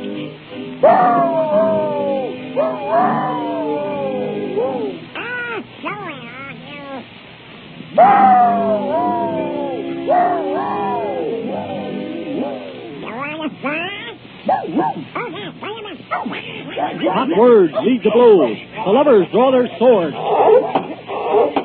They come together. It is a battle to the death.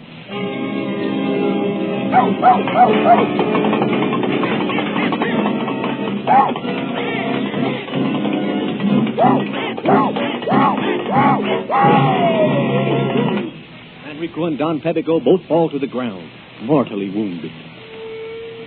Leonora rushes to the ground beside them. She realizes that she has lost both her lovers. So she takes out a vial of poison and drinks.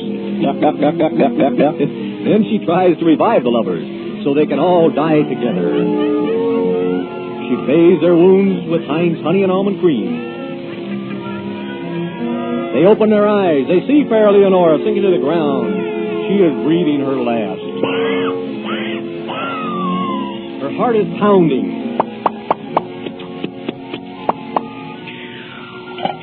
All three are dead, but they struggle to their feet and sing as they have never sung before.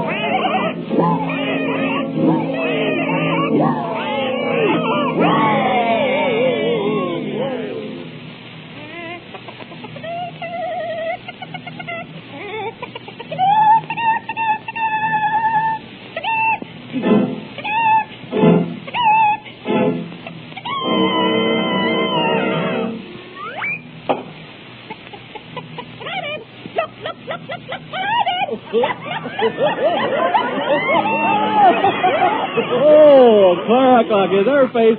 She was trying so hard to reach that high note, and she laid an egg.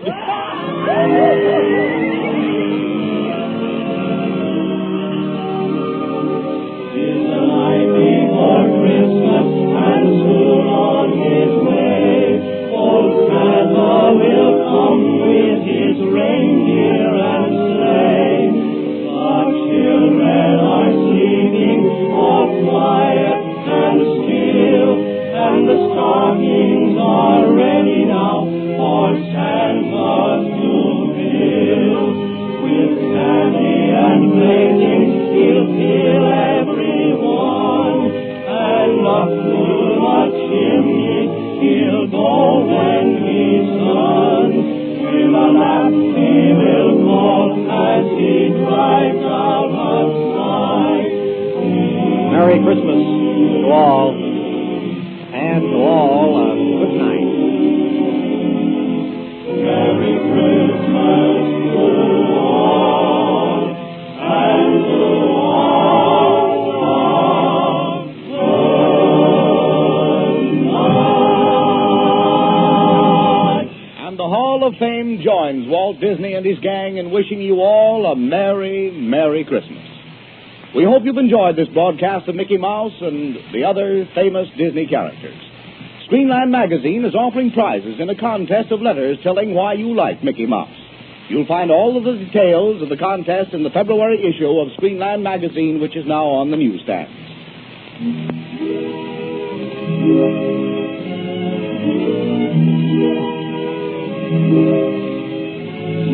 The Hall of Fame is presented by the makers of Heinz Honey and Almond Cream, which throughout the bitterest weather keeps hard-working hands smooth and comfortable, lovely to look at and thrilling to touch. Next week, the Hall of Fame brings a return engagement of those two celebrated personalities of the screen, Charlie Ruggles and Mary Bowles. The Hall of Fame has come to you from the NBC studios in Hollywood. John McIntyre speaking. This is the National Broadcasting Company.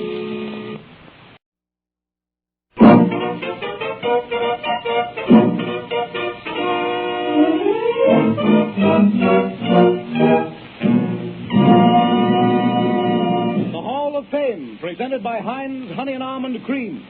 Tonight,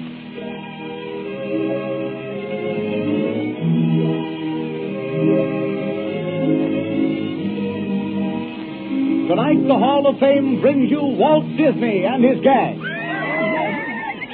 Yes, they're all here. Mickey and Minnie Mouse. Hello. The Three Little Pigs. Hello, everybody. Pluto the Pup. Clara Cluck. Donald Duck. And all the others. And here's the original Silly Symphony Orchestra in a medley of silly symphony tunes featuring the voices of the original characters. First, the Three Little Pigs and the song which swept the world.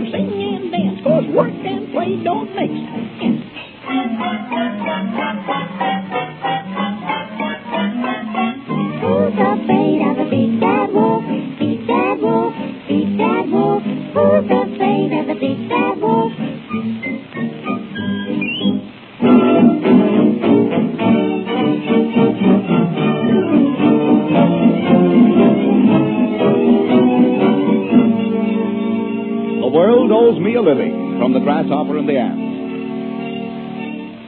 Now the good book says the Lord provides. There's food on every tree. I see no reason to worry and work. No, sir. Not me. Oh, the world owes me a living. The world owes me a living. You should soil your Sunday plans like those other foolish ants. Come on, let's play and sing and dance.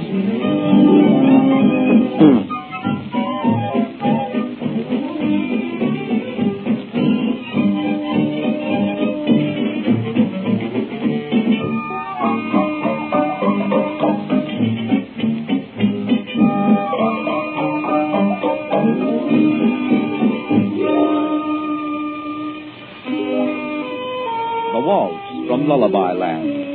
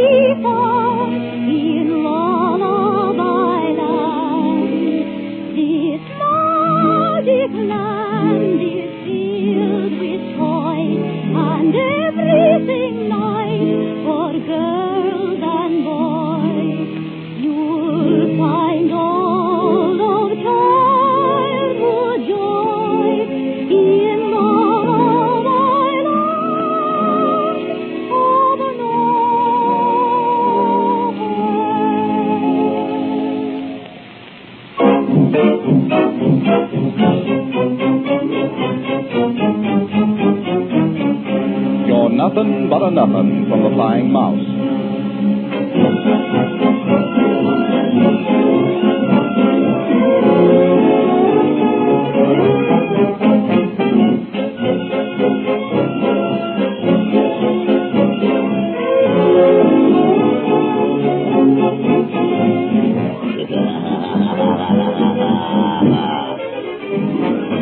nothing but a nothing, a nothing, a nothing. You're nothing but a nothing. You're not a thing at all. To be a bat's a bum thing, a silly and a dumb thing. At least a bat is something. You're not a thing at all.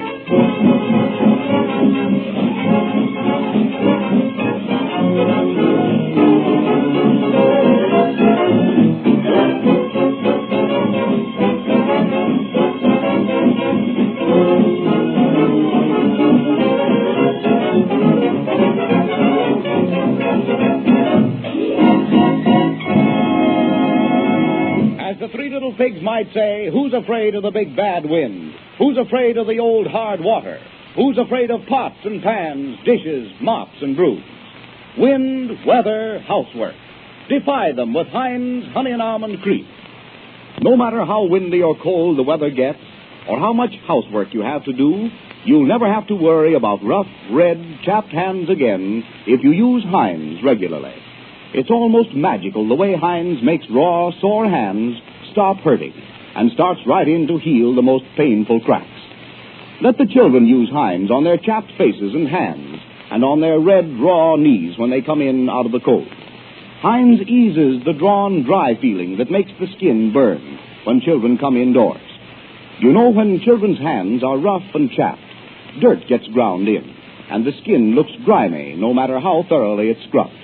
But if their hands are softened and healed by Heinz, it will save a lot of unnecessary suffering, and they'll be easier to keep clean. Hand lotion fads come and go, but for 60 years, women have looked upon Heinz as the one dependable protection against chapping, the tried and proved way to keep hands smooth and lovely, even in the bitterest weather. For in addition to its healing balms, Heinz also contains cosmetic ingredients, which beautify the skin and keep it young-looking. And now it is my privilege to introduce the personality behind all of the world-beloved Mickey Mouse and Silly Symphonies. Ladies and gentlemen, Walt Disney. That's enough. Whoa! Thanks, gang. Hello, everybody. How'd you like to be the father of my family at Christmas time? I mean, did you ever try to pick out a Christmas necktie for a horse? Or rubber boots for a young duck? Don't worry, Donald, you'll get your boots. Bless his heart. Well, we'll hear from him later in the program. Oh, Donald. Nice, not yet. Nice little fellow. Now, our program tonight is to be a surprise party. It's the gang's Christmas present for... Donald, put it down. I told you not to bring that pop gun to the studio. Yes, you. And don't point it at people. Boys will be boys. Yes, the gang has gotten up the entire program by themselves. They've named it quite appropriately the Christmas Stocking. And each one of them has put a surprise for us, Donald, in the stocking. Put it down. Donald, don't point that gun at Clara Clark. Why, if it went off accidentally, you'd hit her. Yes, I'm sure. Give it to him, Clara. You bet she wants to fight. Sig him, Clara. Let him up, Clara. You win. That's enough.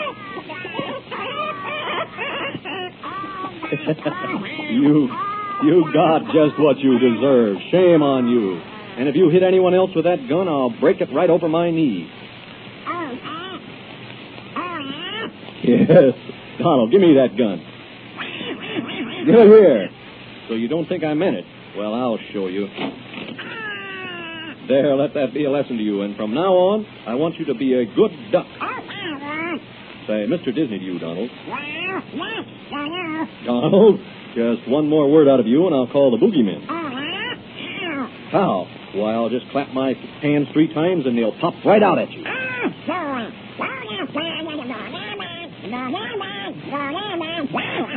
Okay, I warned you. Here goes.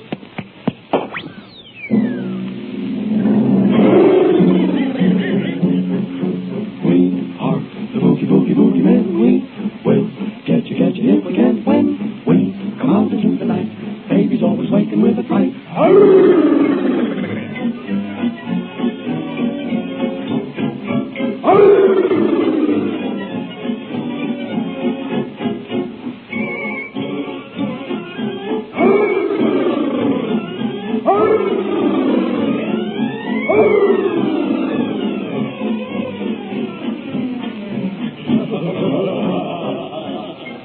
Well, I guess we got rid of Donald Duck for a while.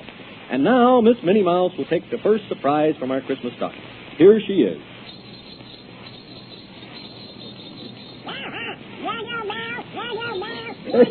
Donald, where'd you come from? Well, what do you want now? No, Donald, not now. Wait for your turn. Donald, give me those bells.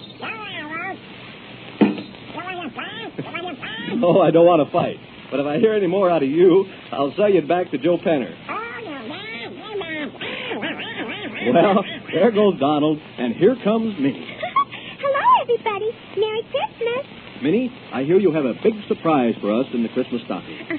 Open your mouth and shut your eyes. Oh, no, not with Donald in the studio. Just tell us what the big surprise is. It's my two little birds, Jenny Wren and Cock Robin. Are they going to sing for us?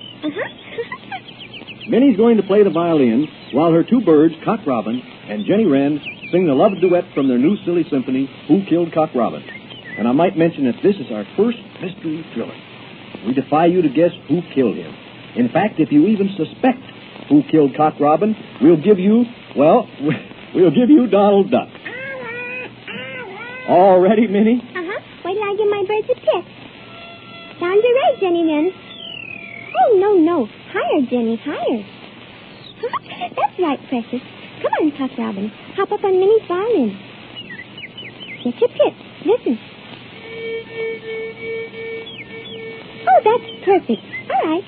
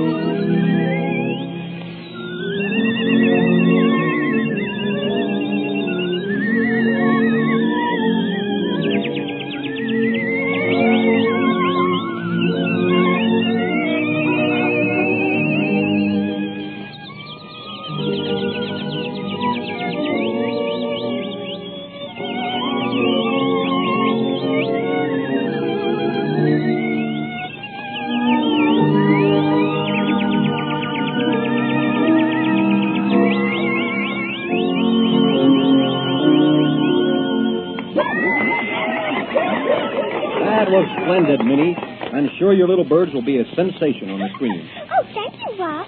And while we're on the subject of pictures, I suppose you know that from now on all of Mickey's pictures will be in Technicolor. And will Mickey's pants be red? Yes, indeed. And I think it's about time his face was red, too. Let's get him up here to the microphone. All right. Yoo-hoo. Oh, Mickey. Come on and bring your pig. Okay, Minnie. Suey. Hello. I got a surprise. Many birds are okay, but I got something better than that. Wait till you hear my singing pig. First, I got to get him in pitch.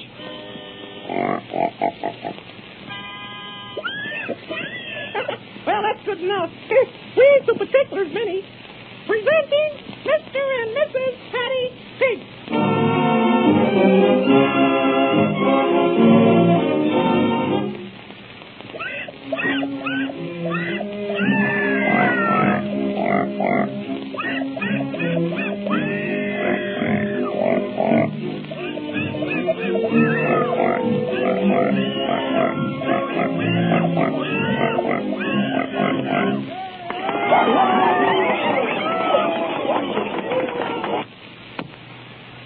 Mickey, that was beautiful. Oh, you ain't heard nothing. Hand me that bucket of frogs, Minnie. There it is. Oh, She's afraid of frogs. I'll catch him. I got one. Hold him, Walt. Yeah. Steady, boy. Is there a blotter in the house? Hey, where's my tree frog? Here he is, Mickey. Thanks, Goofy. Introducing the Millpond Brothers. Hopple, Turple, and purple. Must have been something yet. Well, here they are.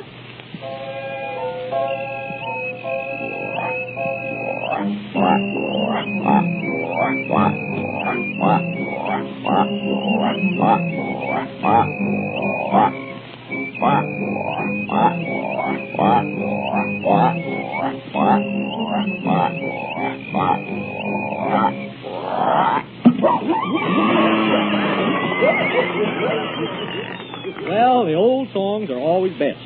But let's see what the orchestra can do with a brand new tune called Heidi Haiti from a silly symphony, The Goddess of Spring.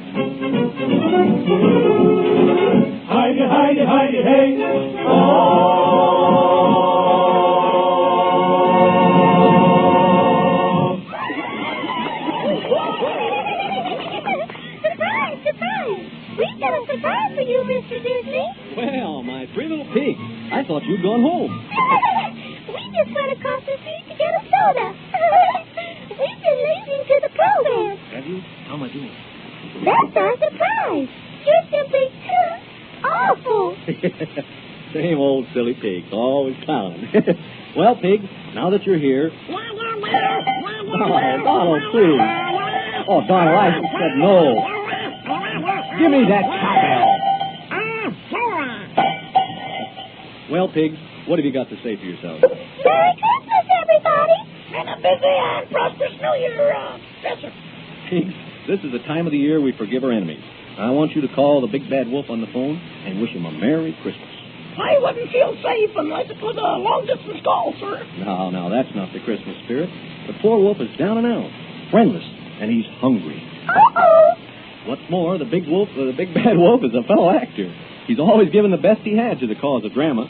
Oh, drama! What big eyes you've got! I'm serious about this, Pig. Really, I am. I'll dial his numbers, and you wish him a Merry Christmas. Hello? Hello? Here he is. Take the phone. Hello? We're the three little pigs. Yeah? So what? We want to sing you a Christmas carol. Oh, fine. I'll be right over. No, you stay where you are. But I'd like to have you boys for dinner on Christmas. In fact, I've been counting on it. I was afraid of that. Well, where are you now? Never mind. We just want to sing you this Christmas song. Listen. Jingle bells, jingle all the day. We just got you on the phone because we want to say, who's afraid of the big bad wolf? Big bad wolf, big bad wolf. Who's afraid of the big bad wolf? Yeah, yeah, yeah, yeah, yeah, yeah. I'll get you for this, why you're... Just the same foolish little pig. They'll never learn. Holy mackerel, what's that? Oh, Donald, for heaven's sake, stop it. Terrible. And anyway, the three pigs have just finished singing that. I'm sorry, Donald, you're too late. No jingle bells. And now, here's a real surprise. Grand Opera. Ladies and gentlemen, it is with the greatest pleasure that I unveil the All-American Opera, written especially for this broadcast by Miss Minnie Mouse. The principals will be Princess Leonora, sung by the Barnyard Nightingale, Madame Clara Clout. The role of Don Pepico will be sung by Pluto the Pup. And Manrico, the Duke of Lysol, will be sung by Donald Duck. All right, overture. Our scene is a moonlit garden. It is spring. On a balcony overlooking the garden stands Leonora. She is in love, deeply in love. She sighs. She stretches out her arms. The moonlight has enchanted her. A song of love is on her lips.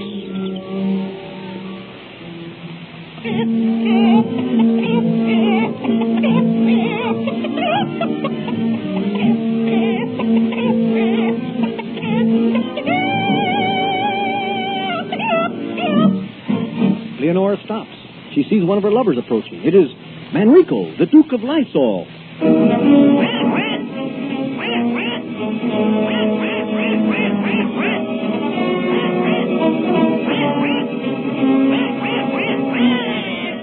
Leonora greets Manrico.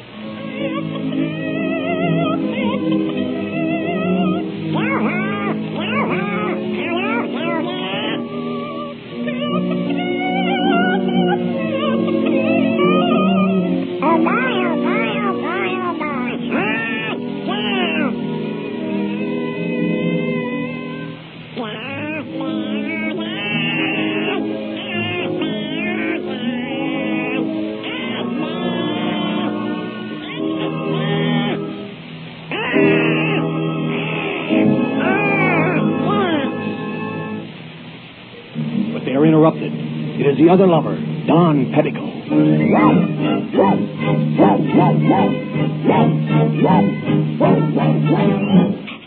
Shoving Manrico aside, Don Petticoat pours out his heart.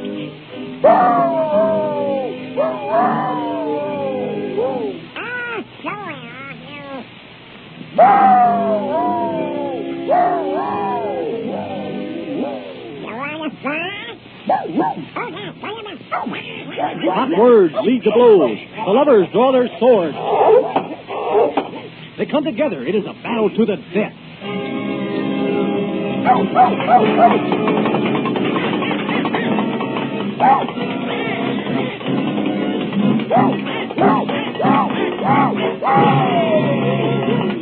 Manrico and Don Pepico both fall to the ground. mortally wounded. Leonora rushes to the ground beside them. She realizes that she has lost both her lovers. So she takes out a vial of poison and drinks. Then she tries to revive the lovers so they can all die together. She bathes their wounds with Heinz honey and almond cream. They open their eyes. They see fair Leonora sinking to the ground. She is breathing her last. Her heart is pounding. All three are dead, but they struggle to their feet and sing as they have never sung before.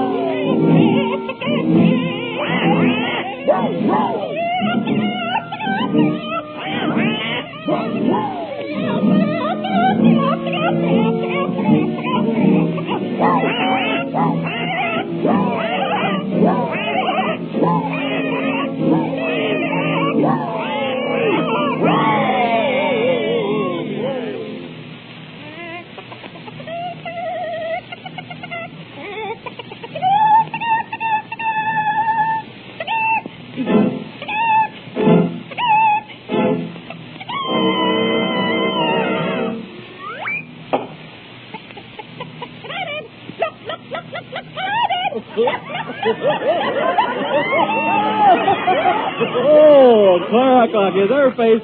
She was trying so hard to reach that high note, and she laid an egg.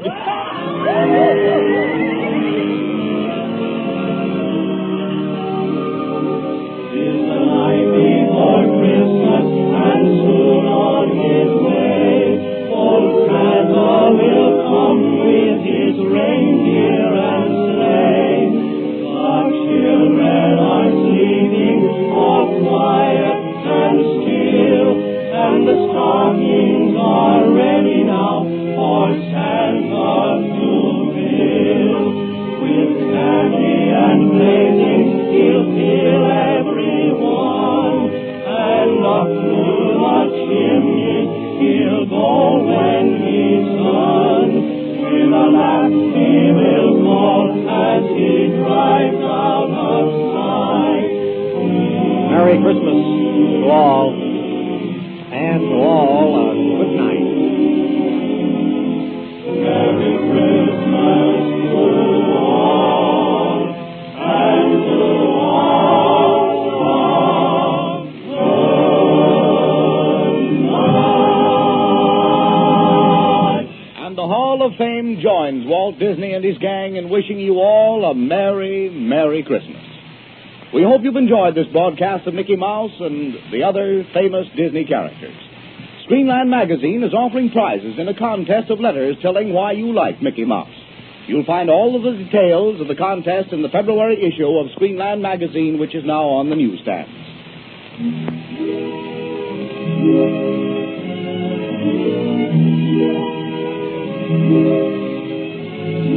The Hall of Fame is presented by the makers of Heinz Honey and Almond Cream, which throughout the bitterest weather keeps hard-working hands smooth and comfortable, lovely to look at and thrilling to touch. Next week, the Hall of Fame brings a return engagement of those two celebrated personalities of the screen, Charlie Ruggles and Mary Bowles. The Hall of Fame has come to you from the NBC studios in Hollywood. John McIntyre speaking. This is the National Broadcasting Company. Everyone, you are now listening to WLS, the voice of Prairie Farmer, America's oldest farm paper, Chicago.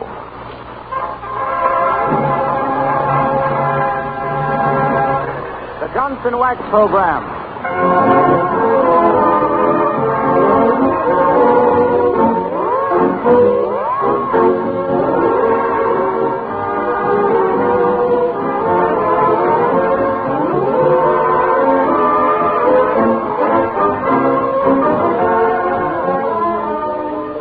Makers of Johnson's Wax deliver a dippy divertisement of department store delirium and delightful ditties with Rico Martelli's orchestra, Kay Donna, Claire Baum, and that slightly cuckoo couple of confused customers, Fibber, McGee, and Molly.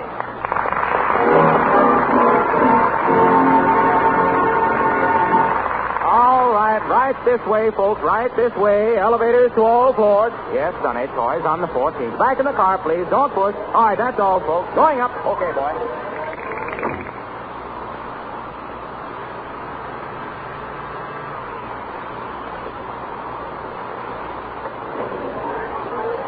All out here, folks, the 14th floor, Wistful Vista Department Store. Here's where you buy your Johnson wax, your kitchenware and copper tax, your cigar department, Steel Havana, Marcelli's Orchestra, Kay Donna, Flowcoat, Christmas trees, and holly. Hello there, Fibber. Hi there, Molly. Fountain pens, did I hear you say? And what's Marshmallow going to play? Pens, madam? Try the new Nick Lico, while the band plays Liza. Take it, Rico.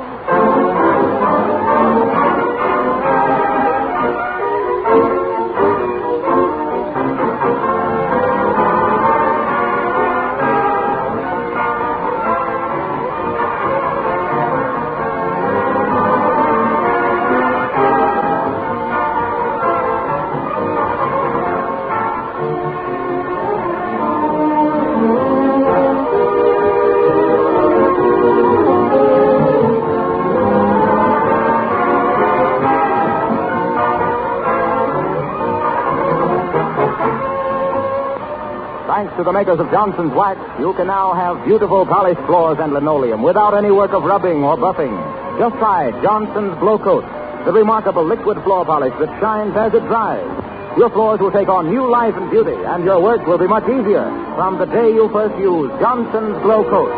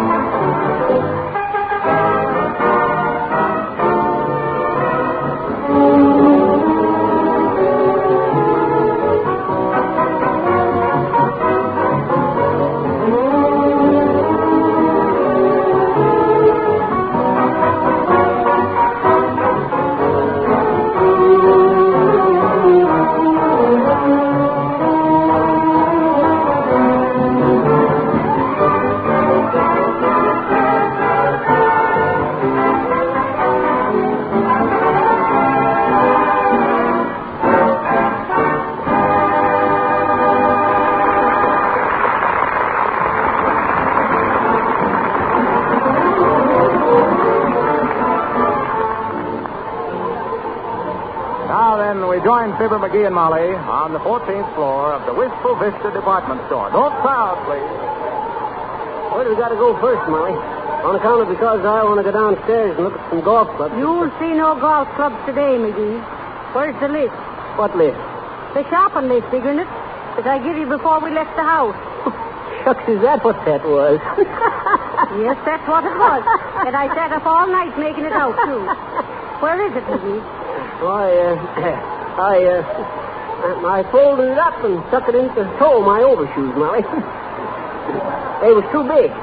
You see, I bought them 2 sizes too big when they had that there sale at the Bonton Bouterie on account of because they was all out of my size. But shucks, I think the sale's a sale, I think. Maybe so I take off your overshoes and give me that stuff. I can't do it, Molly. Why can't you? I ain't got 'em on. It wasn't sloppy out, so that is... Heavenly days, what a man. That's what everybody says, Molly. Oh, well, we'll just have to get along the best we can without the list. Now, let's see. I know we was going to get Teeny a doll.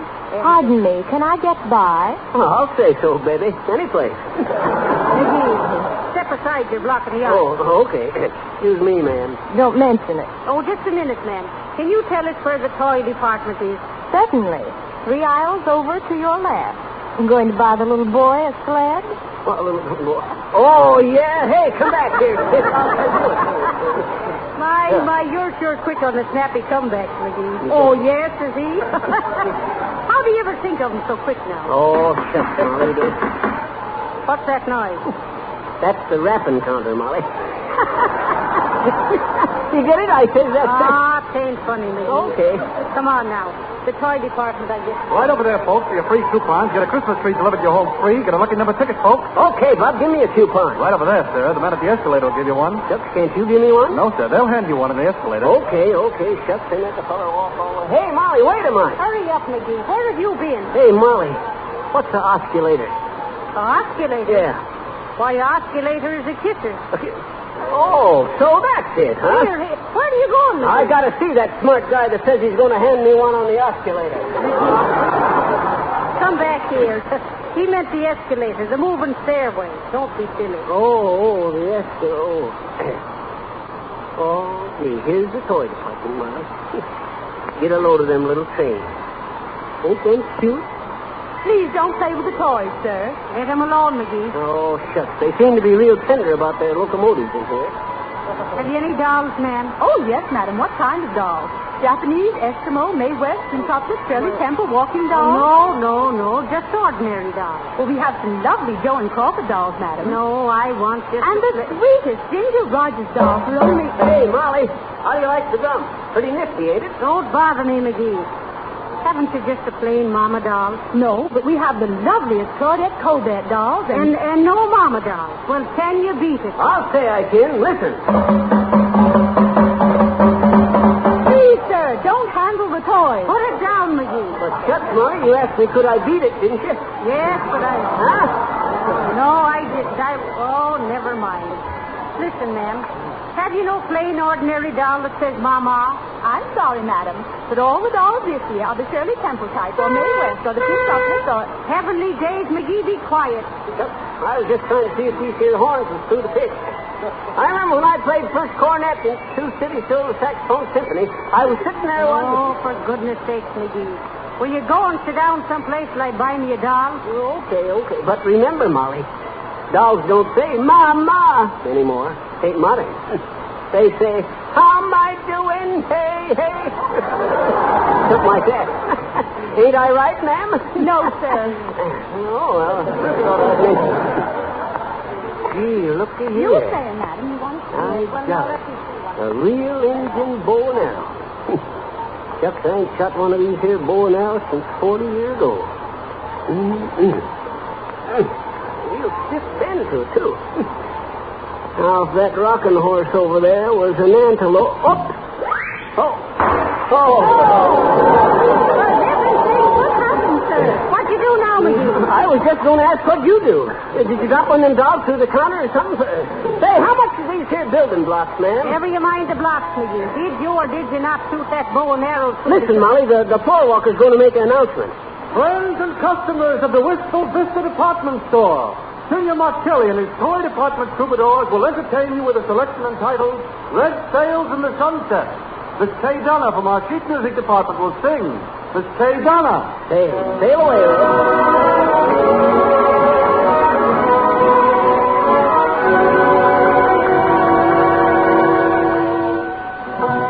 Red sails in the sunset, way out on the carry my loved one home safely to me. He sailed at the dawning. All day I've been blue. Red sails in the sunset. I'm trusting in you. With wings you must borrow. Make straight for the shore. We'll marry tomorrow, and he goes sailing no more. Red sails in the sunset, way out on the sea. Oh, carry my loved one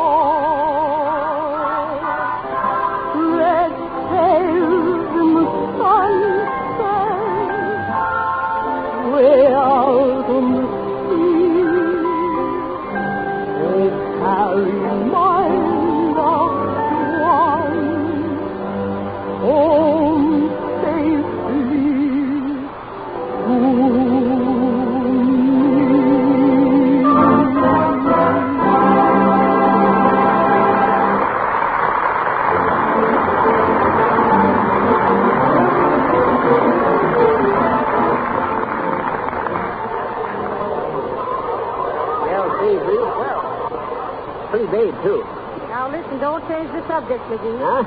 Tell me, did you or did you not shoot the bow and arrow through the showcase? No, sir. It's impossible. All right, then. What if I says I saw you shoot the arrow and drop the bow and quick pick up the building block? Well, I say you was absolutely right, Molly. Then why do you say it was impossible? Why, shucks, Molly. You can't shoot a bow and arrow through a showcase. You can shoot an arrow, but you can't shoot a bow. March over and pay for that showcase glass. Okay. I was going anyway. But hey, look, Molly. My God. Did you ever see such a big jack-in-the-box as that there? Don't be always changing the subject, McGee. I ain't, but just look at this here jack-in-the-box, Molly. Hey, I'll bet Teeny'd be tickled pink to get one like this. Keep your hands off of it, McGee. Must experiment with everything in the toy department? Oh, shucks, I just want to see what the dad-rather thing looks like when it's open. I'm perfectly open there. There must be a catch to it. Oh, here it is. Hello, friend. Oh, I know there was a catch to it. Well, I certainly am glad you opened the subject, Fibber, because I just wanted to tell you about Johnson's Glow Coat, the remarkable no-rubbing floor polish that makes your floors sparkle and gleam without any work of rubbing or buffing. Now is the time to brighten your floors and kitchen linoleum. They'll shine like new in a few minutes' time if you use Glow Coat. They'll be protected, too, from scuff marks and wear, and they'll stay clean and polished for weeks at a time. You have no idea how much better your floors will look and how much less floor cleaning you'll have to do until you use Johnson's Glow Coat. This fine, no-rubbing liquid floor polish is made by the makers of Johnson's Wax. Look for the attractive yellow can. And now, Fibber, I'd better get back in my box. Will you push this lid down on my head, please? Sure, Harpo. With pleasure. Oh!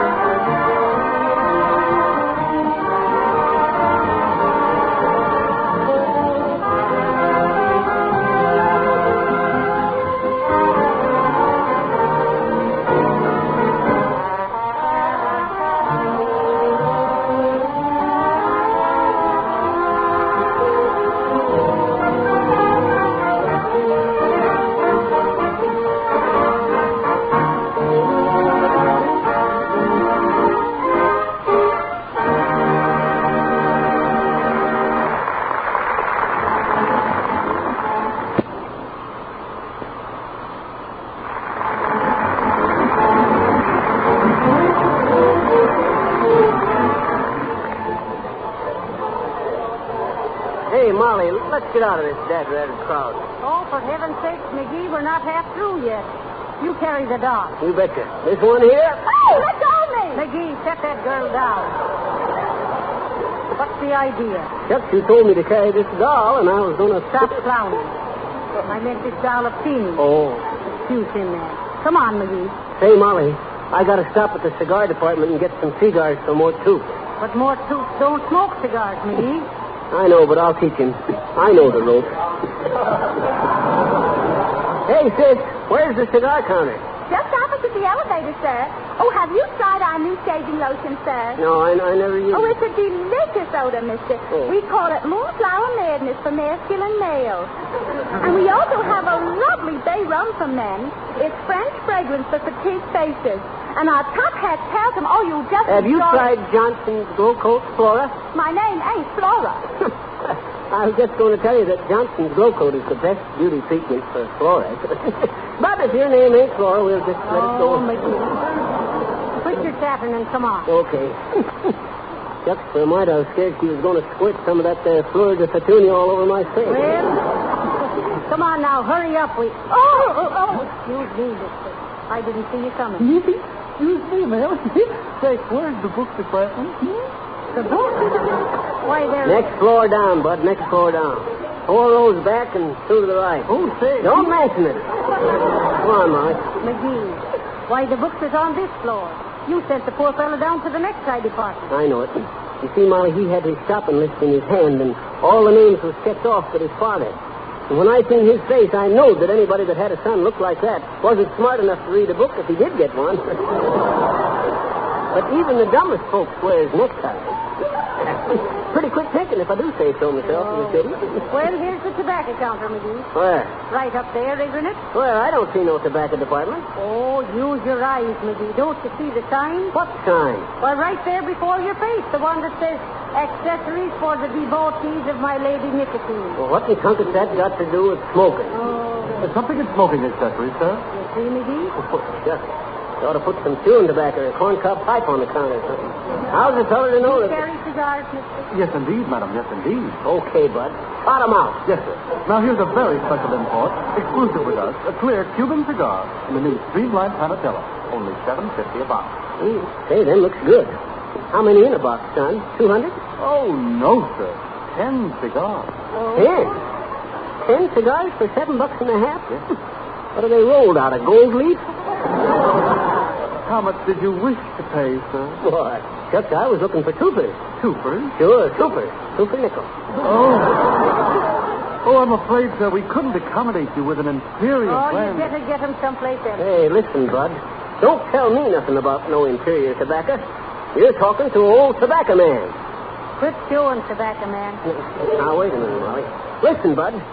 You know what they used to call me? Hamper McGee, they called me. Hamper McGee, the tip-top tornado of the tobacco trade. Why? I had me the finest tobacco plantation in the whole world, down in Costa Rica. Why, never used to ship tobacco FOB like they do now. No, sir? No, sir. They shipped it AM. In the morning? No, ask McGee. I'll never forget the time I had me my tobacco farm right next to old Burpo Bauer's rubber plantation. You want to hear about it, Bud? I'm afraid not, sir. I have to... Well, sir, this was way back in 1899. Or was it? No, it was 1902. Or 3. Let's see now.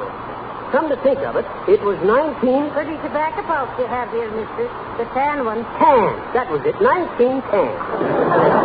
Well, sir, I had me the finest, strongest, mellowest tobacco anyplace. And old Burpo Bowers, he had the adjoining plantation full of rubber trees. Well, sir, one day during Hurricane 1911, the fence blew down between the plantations, and some of his rubber plants got into my tobacco, and some of my tobacco got into his rubber plants. I thought my crop was ruined till I tried smoking some of it one day. And then when I see the smoke rings I blew bouncing and hopping across the field, I knowed I had something. I made $2 million in 3 weeks, blowing rubber smoke ring auto tires for the export sale. Well, what did your tobacco do to Bauer's rubber crop? Oh, it ruined his rubber crop into that part of the field. On account of because when they made teething rings out of his rubber, they had the kids spittoons to go with them.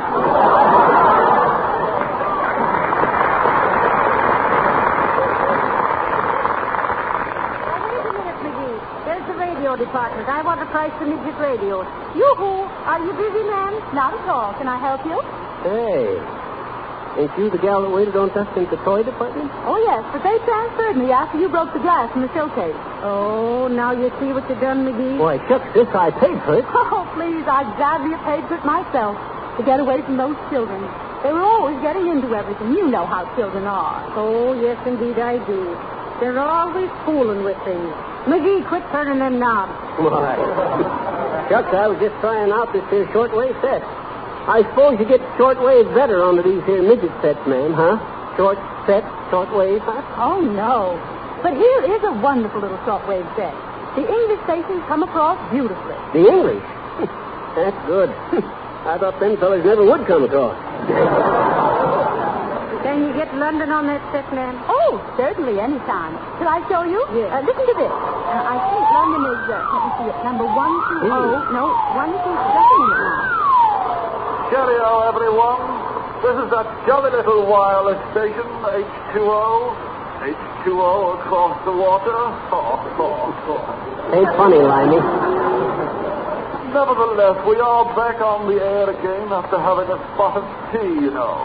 Now, don't buzz off because we have an amazing bit of news for you. As they say in America, get a burden of this.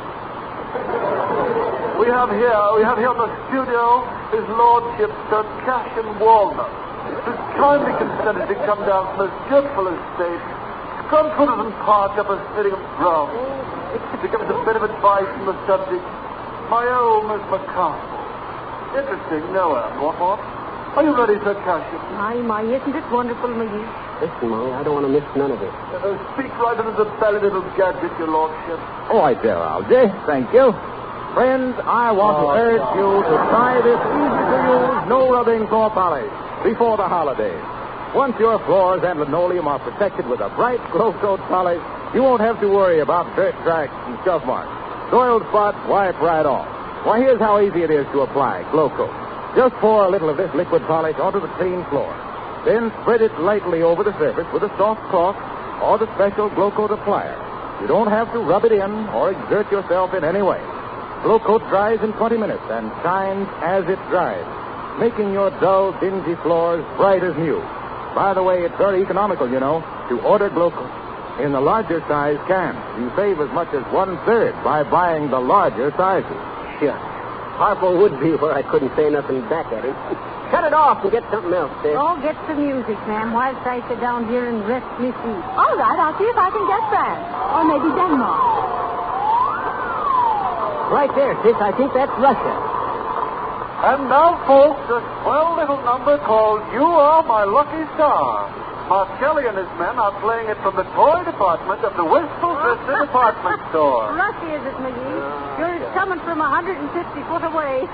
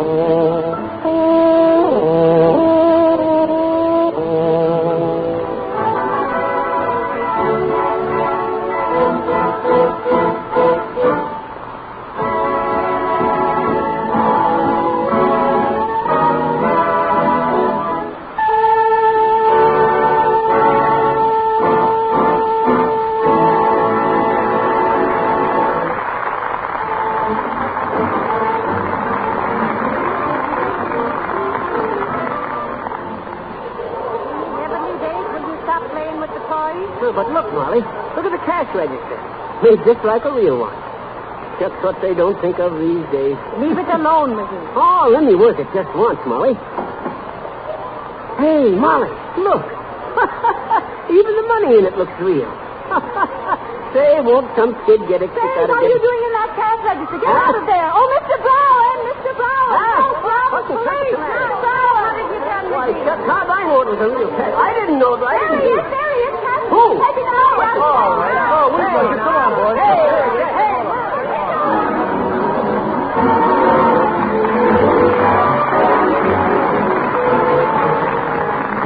And now, a special announcement about the Amateur Songwriters Contest now being conducted by Rico Marcelli. If you have an original melody which you think might be made into a popular song, send it to Rico Marcelli in care of the National Broadcasting Company, Chicago. It's not necessary to buy anything in order to enter this contest. Everyone is eligible excepting professional songwriters. A cash prize of $100 will be awarded by the sponsors of this program, F.C. Johnson & Son. And in addition, the winning song will be published by Irving Berlin Incorporated, who will pay the writer standard royalties. The winning song will also be featured on one of the Fibber McGee future broadcasts. This Amateur Songwriters Contest closes January 1st, 1936. For complete information about the contest rules, address Rico Marcelli in care of the National Broadcasting Company, Chicago, or see the current issue of Radio Guide, which gives full details of the contest on page 8.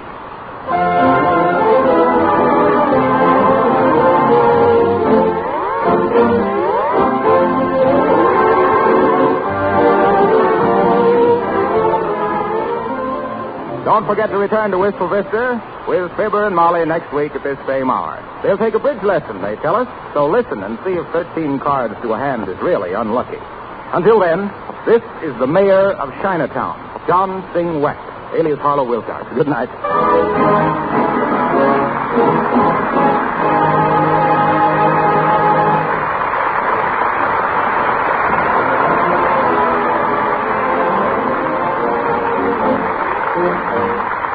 This is a National Broadcast